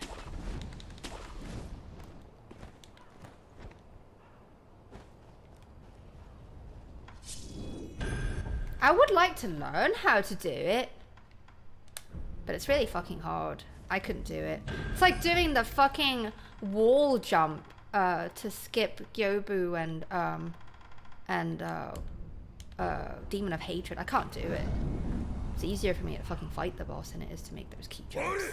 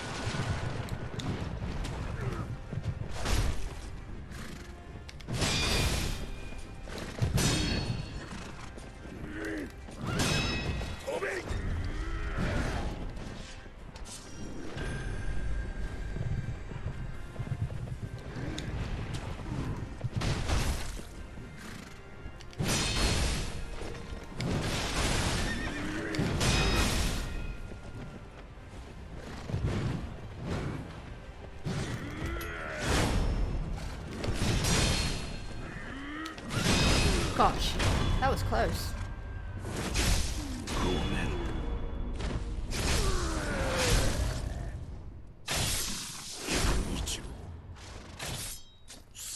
That's what a run is, ETA. You gotta start over when you fuck up. But thank you, RV, for explaining.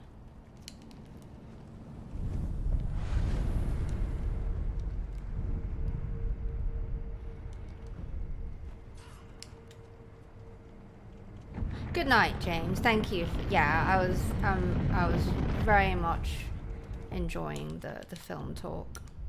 It was great. See you on Monday.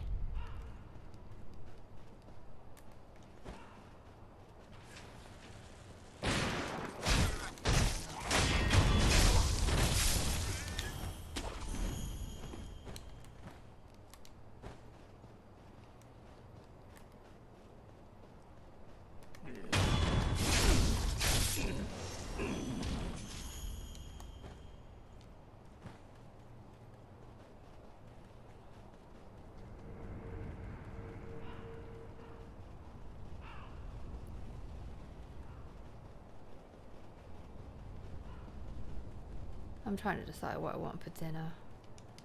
Starving. Had fish for breakfast. Very Japanesey. It was blackened salmon from that factor place. Avi, the fish is so good.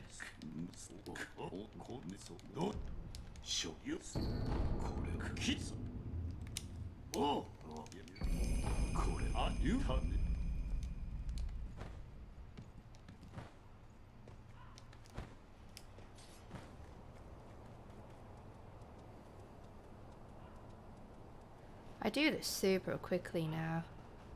Last I looked, this took 10 minutes, so. Yeah, well, a traditional Japanese breakfast consists of grilled salmon and lovely boiled white rice with pickles and miso soup. Very high protein, deliciously filling, gratifying breakfast.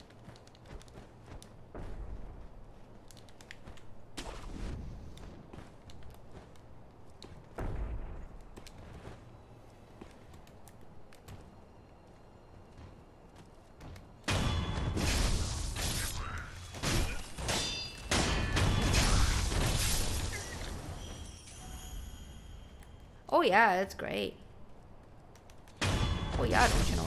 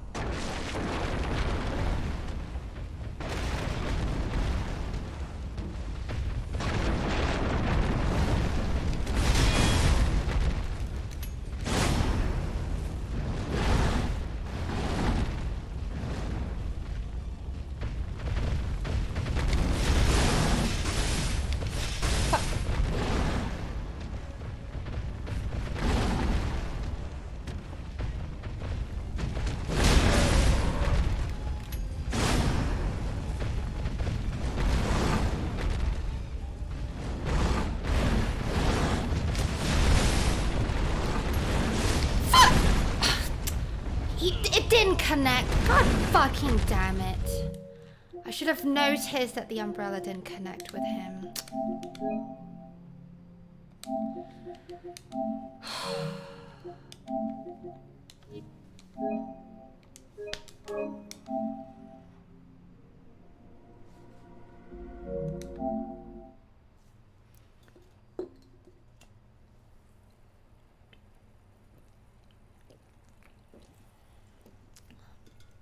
I've also learned, like, when I deathblow him, to be right by his fucking face, otherwise it won't turn into a deathblow. It almost wasn't at one attempt. I forget what it was. 70 now.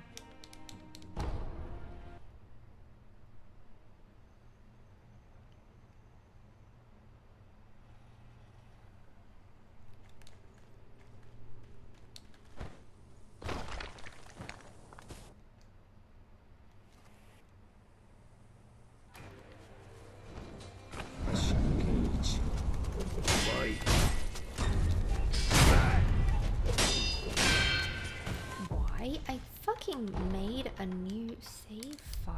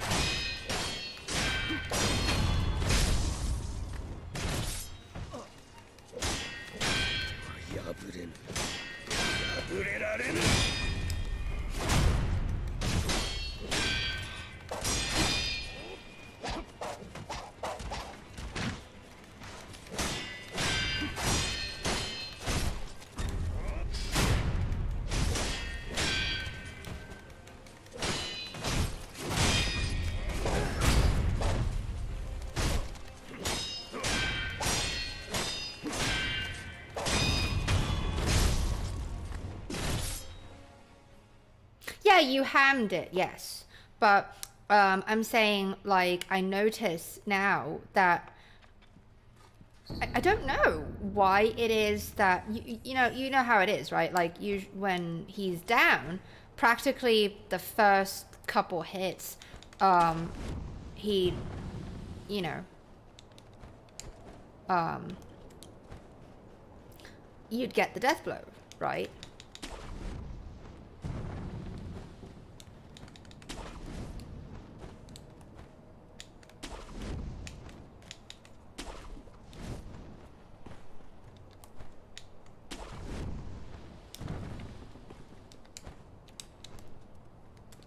But now it's like, I gotta be very keenly positioned.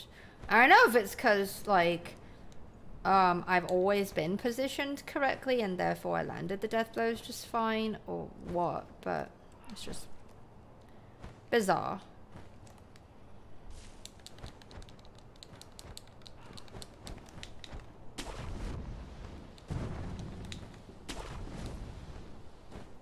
Hi, Bao.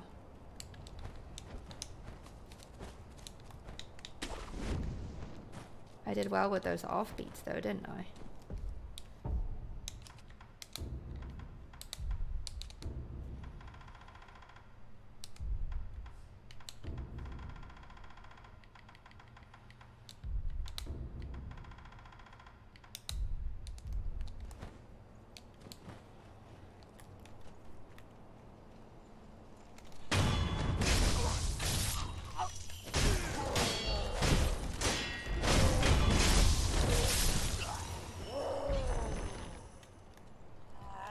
Who's Jin Young? Pardon my ignorance. Are they like a film director, music, composer, actor? They sound Korean. Is that a Korean name?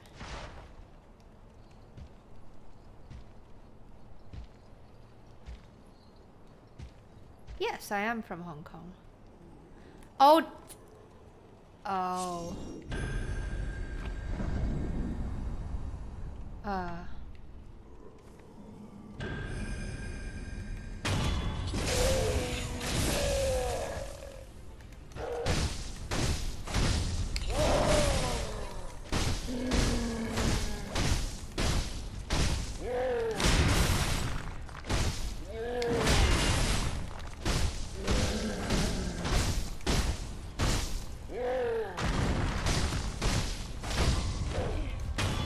I don't know the, like, you might have to type the name out for me in Chinese. I'll just look him up.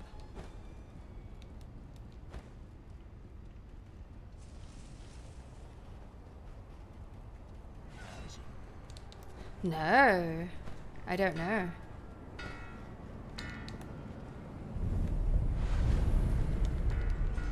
Maybe if I saw those titles in Chinese, I might know better.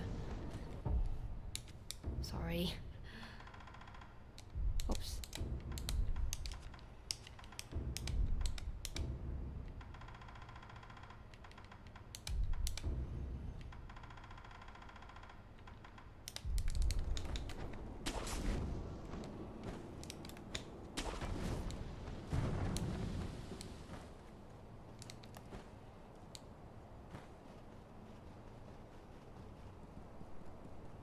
Are those things, those films available on Amazon?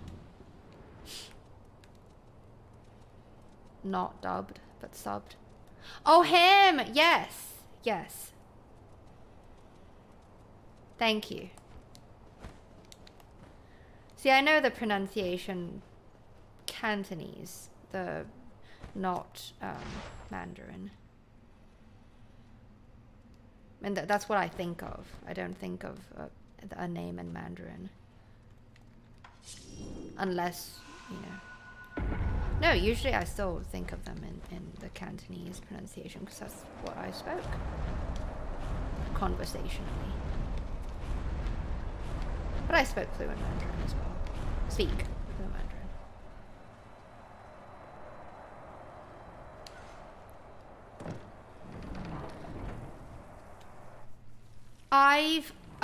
I've been asked that question before too, RV, and it just depends, like, what language I'm speaking at the moment.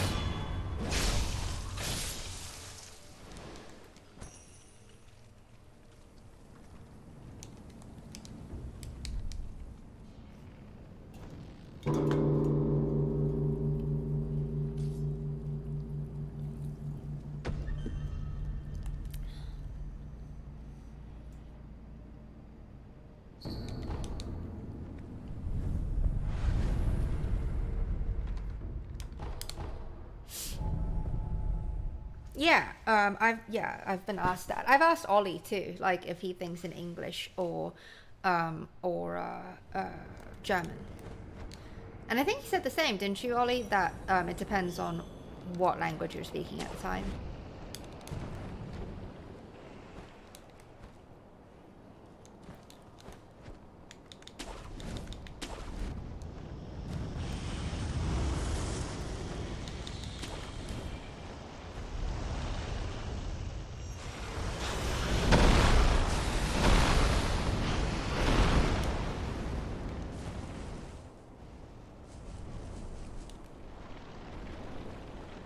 Nice.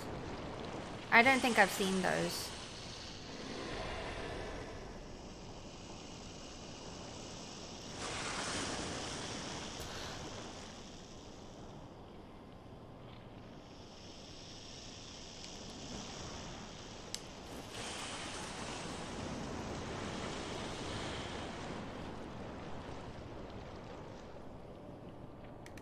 I'm surprised you're still up, Ollie. Is it because you slept earlier?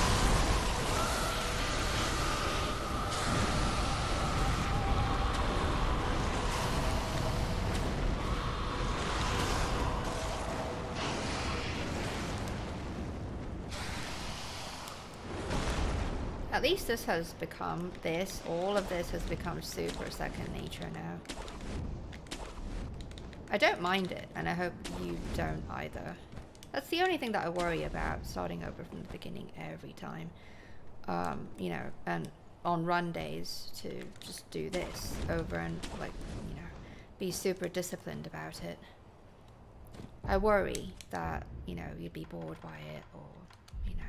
That's why I try to keep up with the key conversations.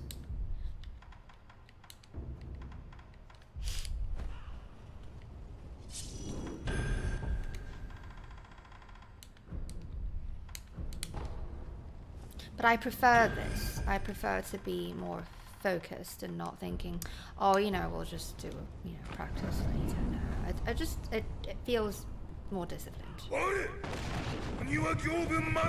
focused. Purposeful.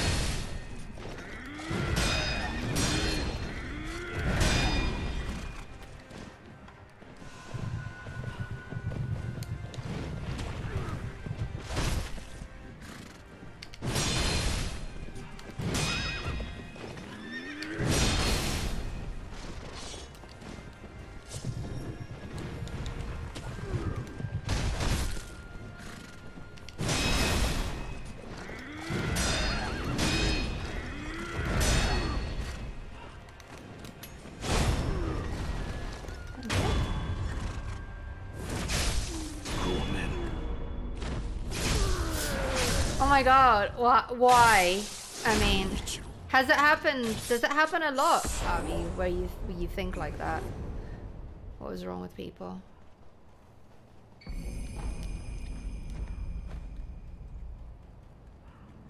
Have people been very much different, you know, now compared to before COVID, going to a bar? I'm curious about that.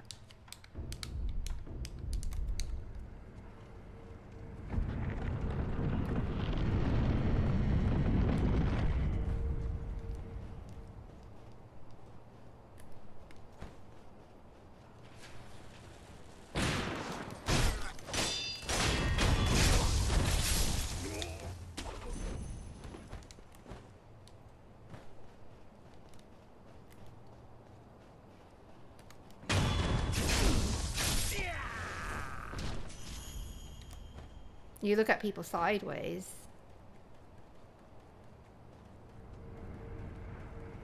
Why?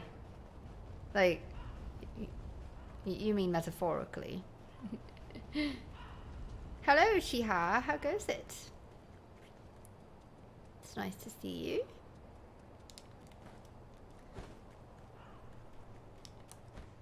You having a good evening?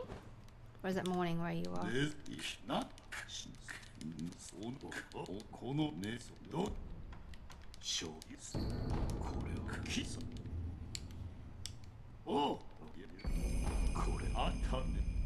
Really? How what could you elaborate on that, Avi, a little bit, if you don't mind? Like thinking some people would have a different perspective on service folk since COVID.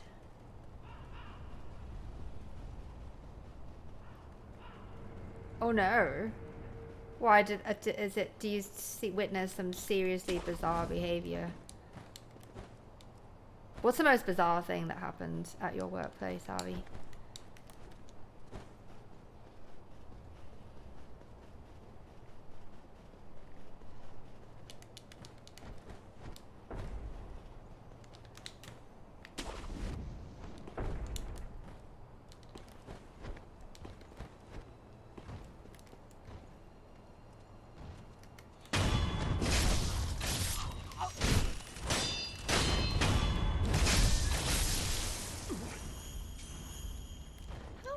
Do you guys compartmentalize not taking work home with you, even for those who work from home like myself?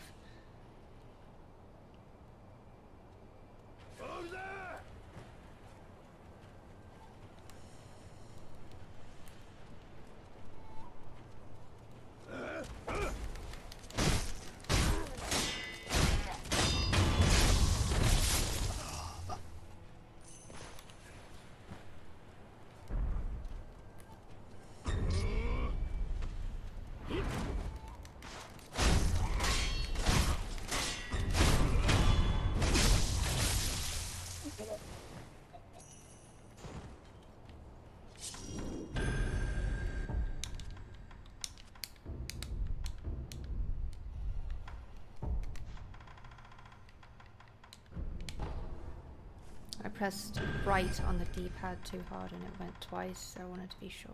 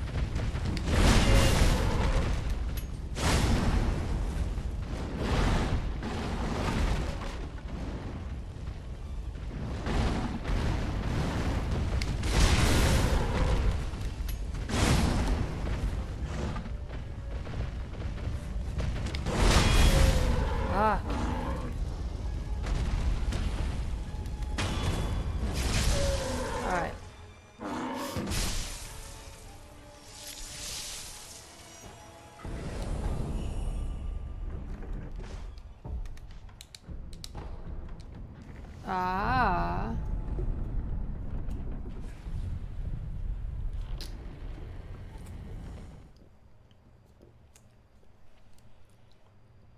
Oh my god. Did they think that that was the bathroom?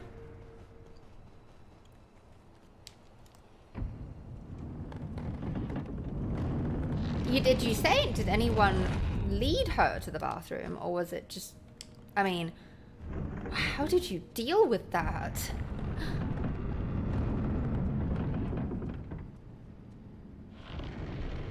Honestly, how did you deal with it?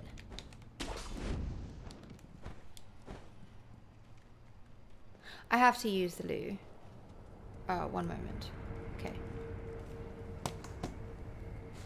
You say bathroom, I need to use the loo.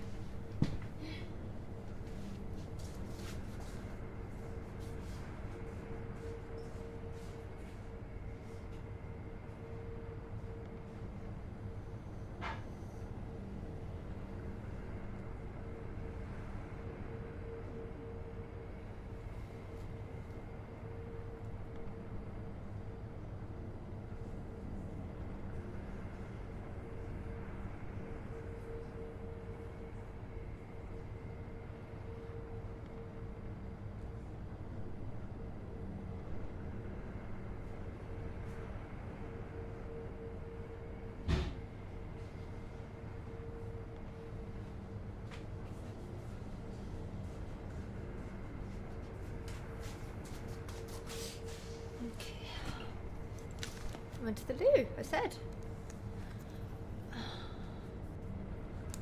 Alright. Okay.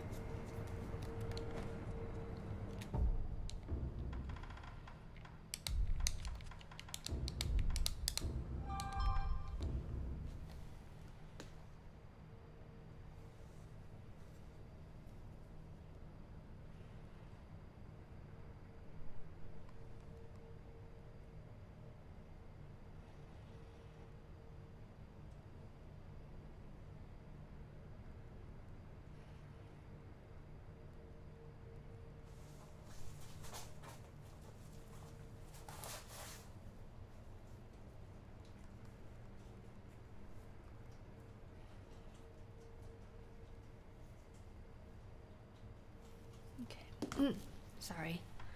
Oh, here.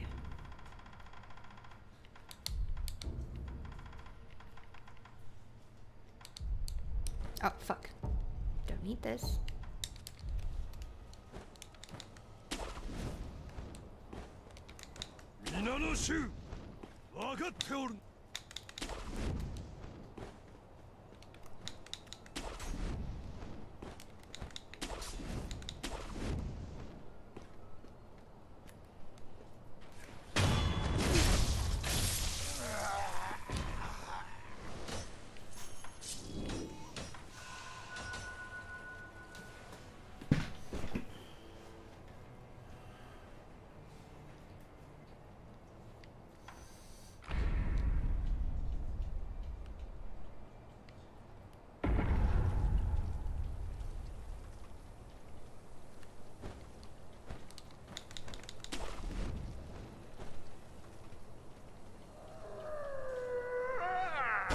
Yeah, he didn't see me.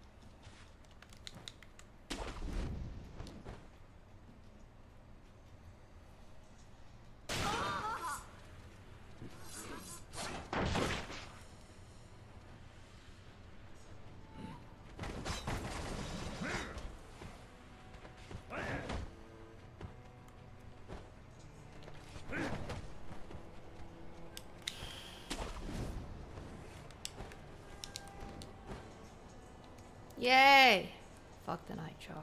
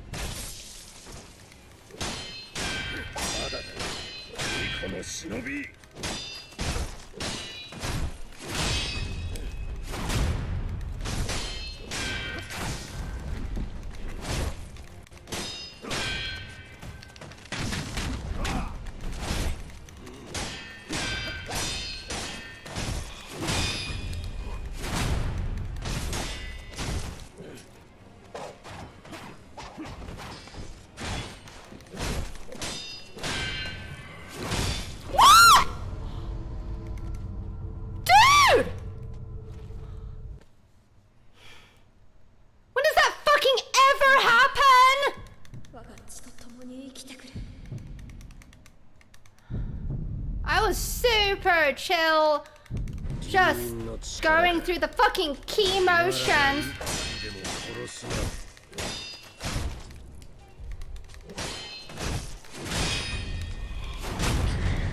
Fuck you!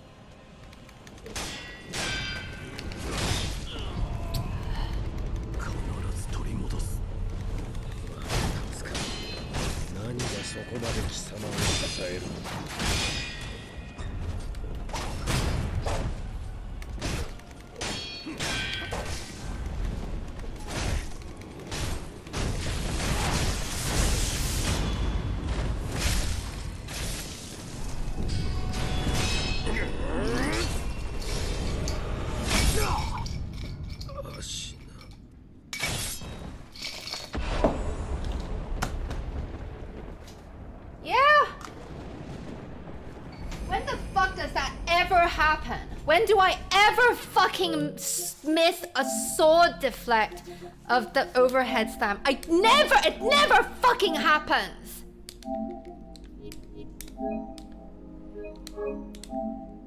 Yeah, it might happen if I mistakenly misraven it like I did just now on the roof because I've stopped fucking caring.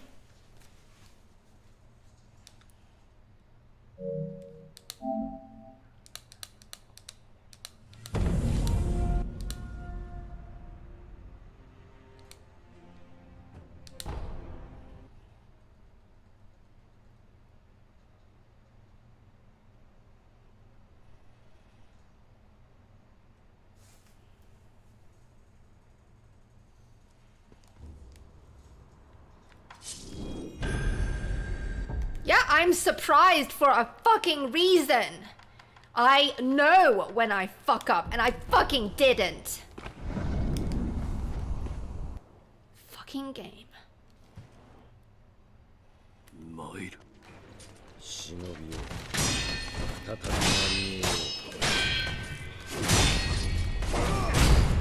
Too fucking loud.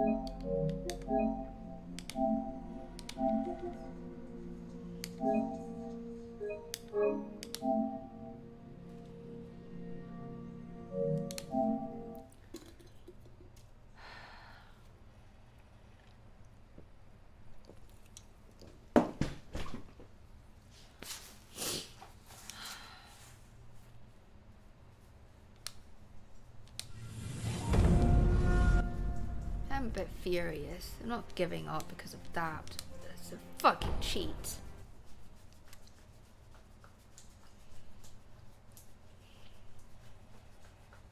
Can you remember? Do you recall I ever missed that? Unless, you know, it's the Umbrella or the Mistraven or whatever the fuck, where yes, I fuck up. But I was not using it!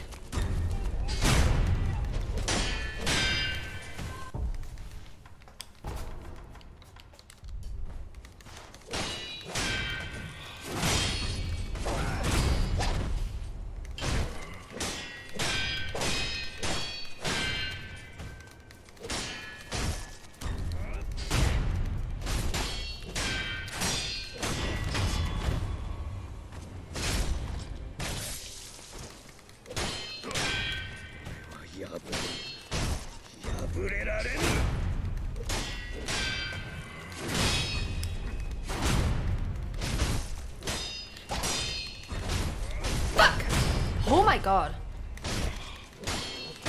I can't believe I got it just now.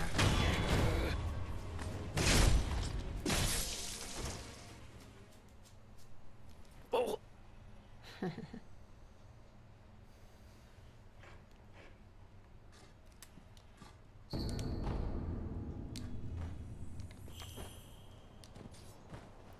I can't believe that, like, hitting him twice before the Mikiri counter didn't get me pwned. We're on 71. I'll take that as a key compliment, Michael Thurston.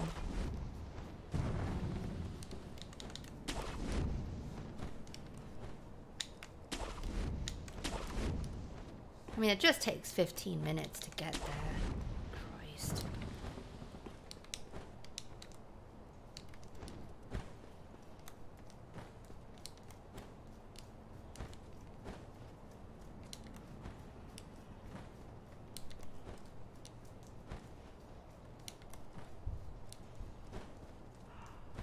It's actually not that fast. Some people can kill him in a minute and a half. What some speedrunners can do is absolutely incredible.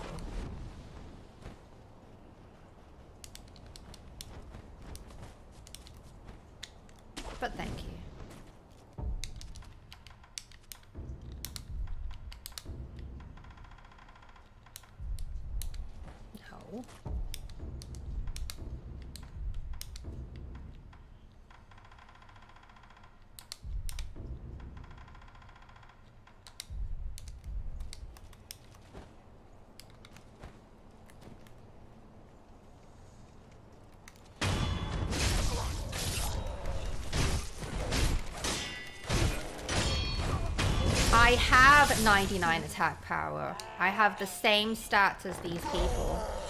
They're just better. They're more aggressive.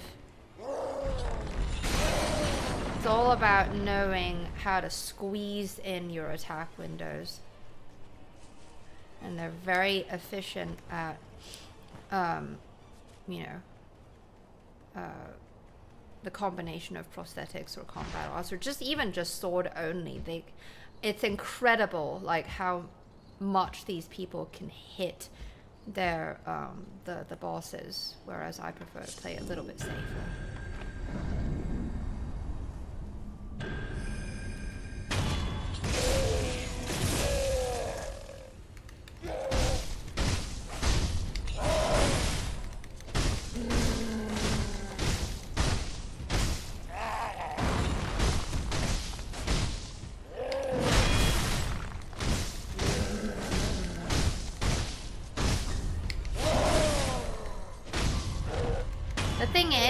Having 99 attack power doesn't mean shit, because you're forgetting that this is New Game Plus.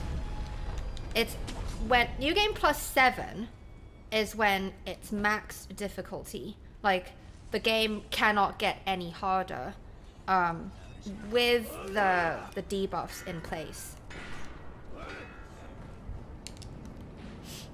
And having 99 attack power at New Game Plus, this is New Game Plus 14 or something, but it doesn't mean anything anymore. Like, it's the same. New Game Plus 8, 9, 10, 11, 20 is the same as New Game Plus 7. It's the same difficulty. Max difficulty. As in, enemies don't get any harder. They don't have any more, they don't increase in health or difficulty any more than that. It's maxed out. So when you have 99 attack power in New Game Plus 7 max difficulty, it is exactly the same as, you know, I'm doing as much damage as 1 attack power on New Game. Like, it's scaled that way. It's very skill based, this game, as in how good you are, not how much attack power you have. It's all about being accurate.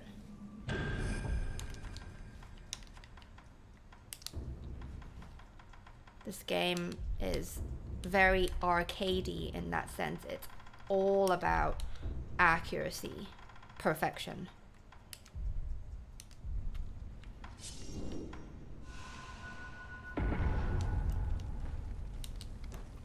I think you can actually get more attack power than that.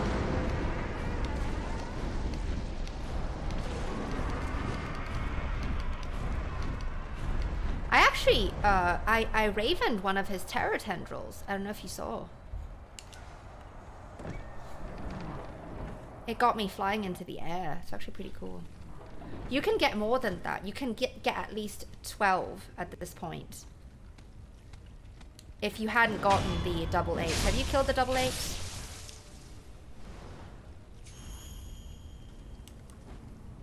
Have you found the double apes? That's one, and then the Demon of Hatred is another. I don't know if you missed the second Hirata memory. You had to have done it before killing the dragon.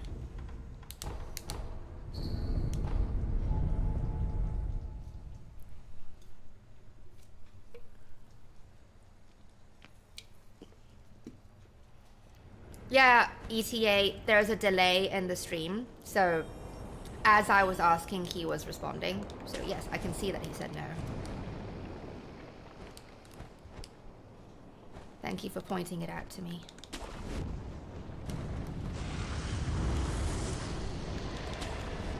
Hi, Katsuragi. I hope you had a fun time with your nephew. You had to get the... Fucking Christ. The second Hirata memory. The dad charm. Dad's memory charm. You had to get that before killing the dragon. So I don't know if you accessed the second Hirata memory.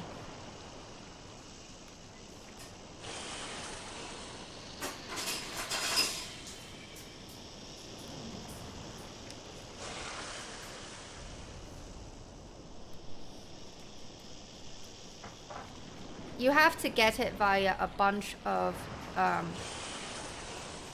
conversations. Conversations and eavesdropping. You have to do it after. I mean, it's easier to remember to do this after killing Roof Dad. But you can do this anytime before killing the dragon. You gotta eavesdrop on Kudo, and you gotta talk to Emma, and talk to the sculptor and eavesdrop on it. It's a lot of eavesdropping and conversations.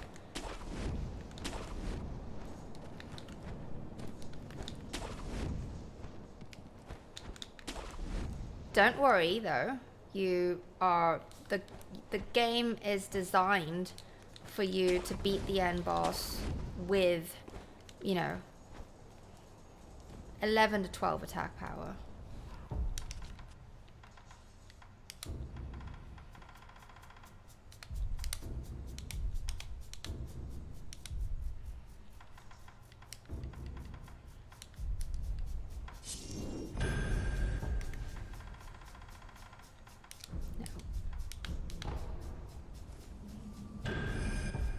I like the return ending.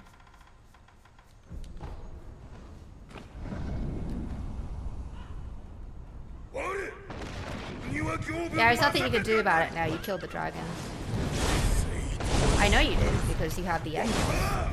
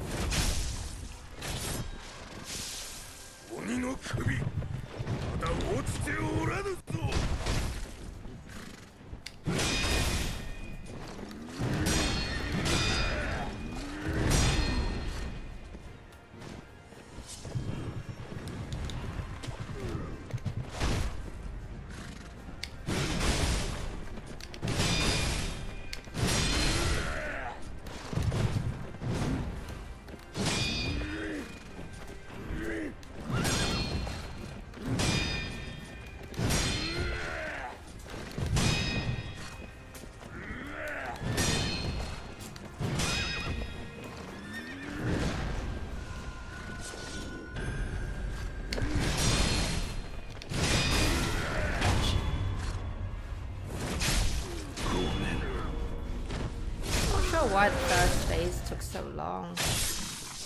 Our wolf is completely slathered in blood. Gorgeous.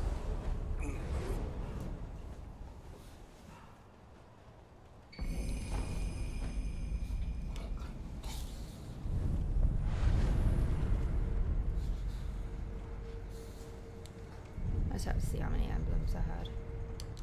It was.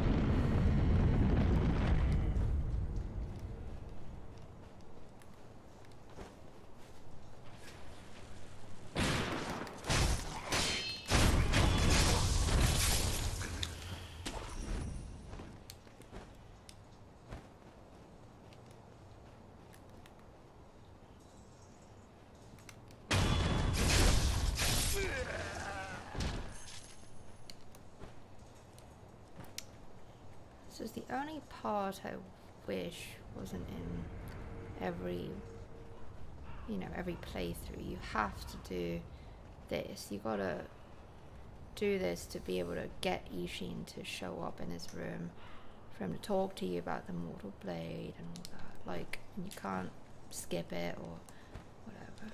It's a little bit tedious, but I understand why. They do have to have a story in here.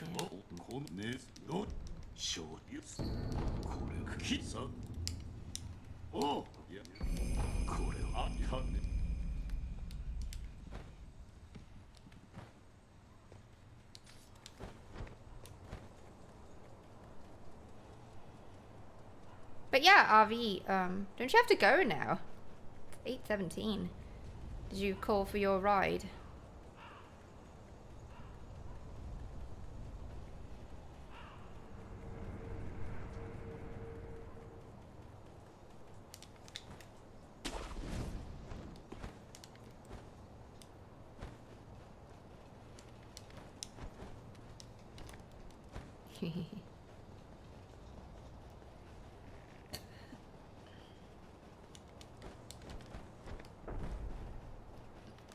Do you feel like you're learning some Japanese playing Sekiro?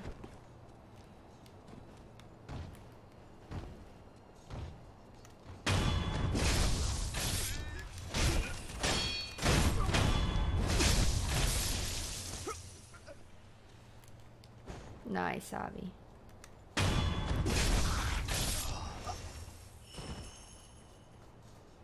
Well, if I miss you as you're leaving, have a safe day at work, and I'll see you tomorrow at the channel meeting.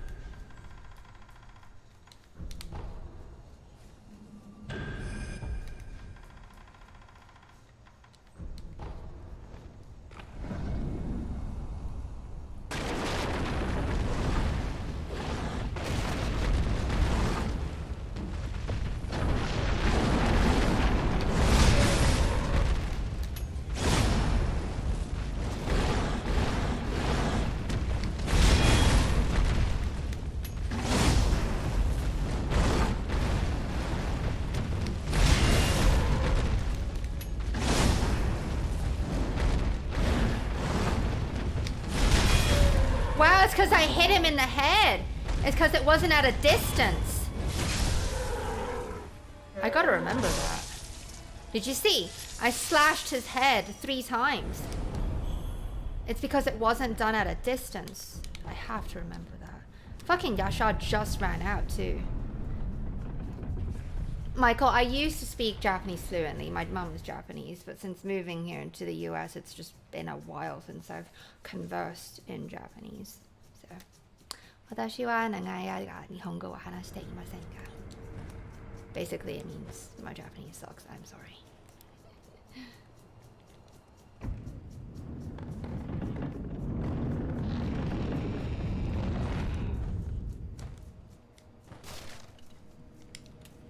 What do you like about Hudless, Katsuragi?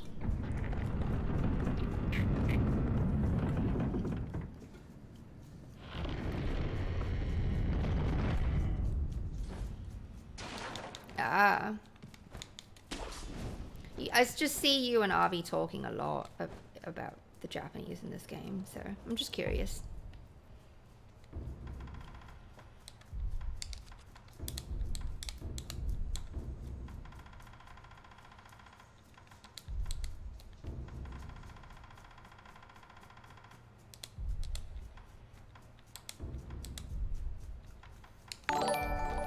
Oh my god, Katsuragi, thank you for the $5 power donation. So generous of you.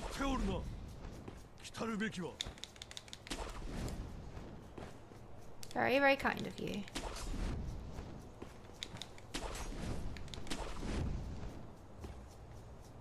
Nice.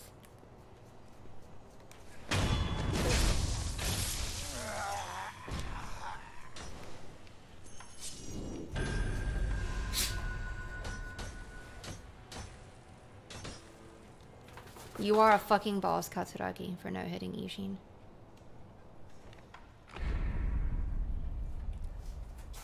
Hudless at that. Was it Charmless?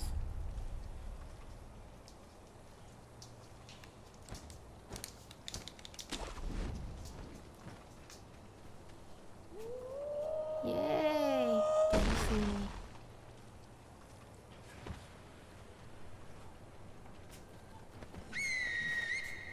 Absolutely, Katsuragi. That's exactly what I said. See? I'm glad you... See? We have yet another convert. Team Hudless! Doesn't it make the game easier? Do. Please try it soon. I'm gonna tell you, the worst decision I'd ever made. There's only one thing I regret, you know, in my 1700 hours of playing Sekiro, is that I wish I went Charmless earlier. I was such a pussy. I waited till New Game Plus 6 to do it, and I had like a whole 2 years of bad habits to get rid of. Man.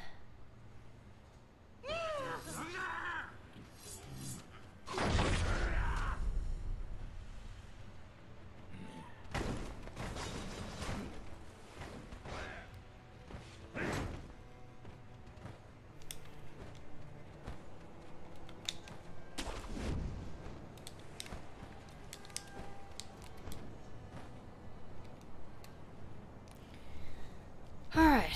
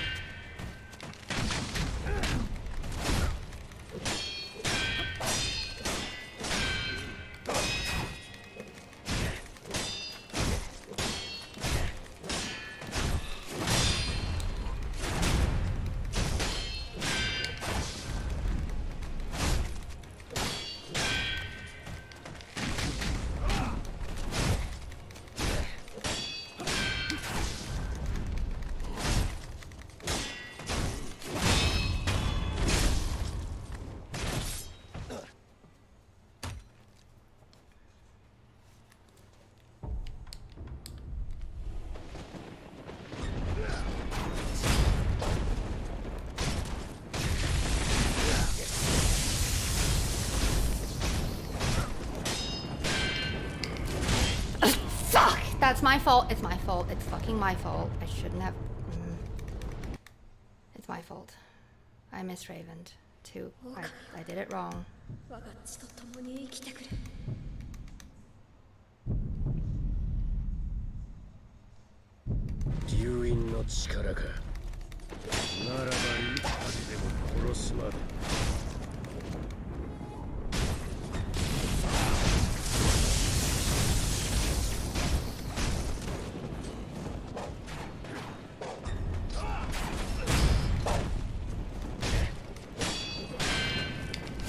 Yeah. Yeah, it's 'cause I'm tired, that's why. Been at this for 3 hours, and earlier the 3 hours of GTAing.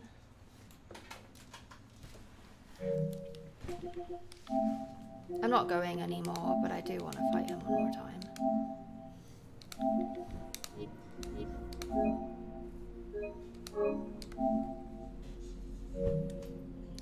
I was admittedly nervous, not as calm as I thought I was, but it's also because I was really shaken by that overhead.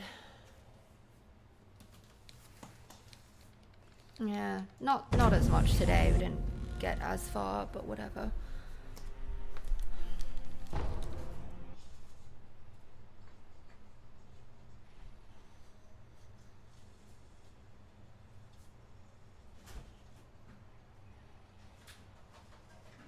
Yes, Katsuragi, if you understand the fundamentals, absolutely. That's...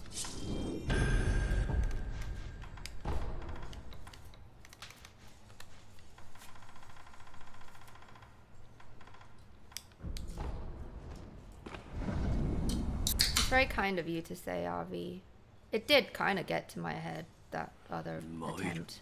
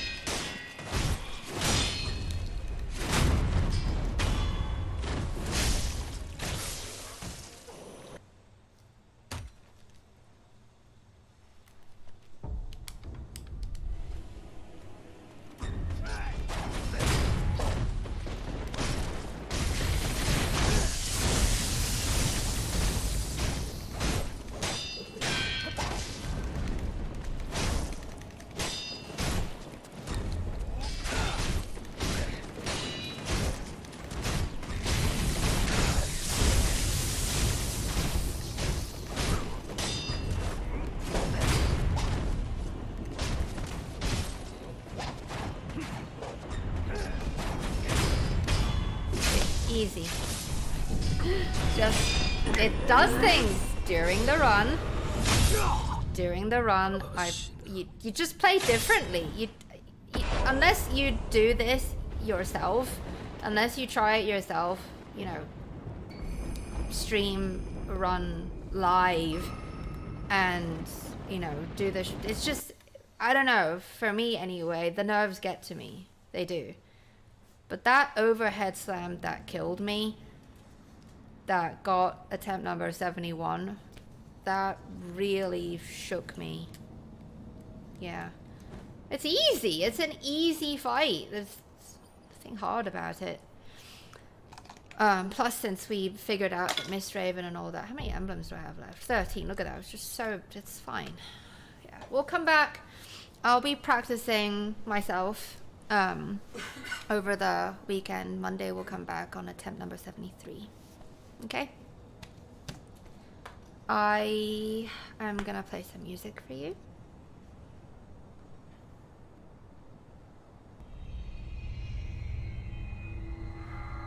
So that you can hang out for a bit if you wish. Thank you, Katsuragi, again for the power donation of $5 American. Very kind of you.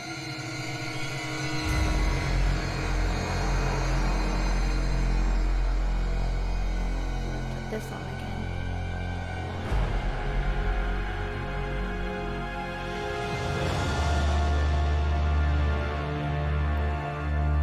And I'll see you on Monday.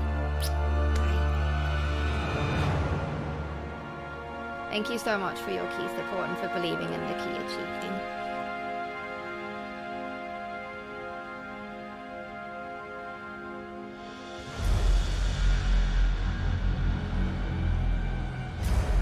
No, American dollars is good. I'm in the US. Yeah, thank you.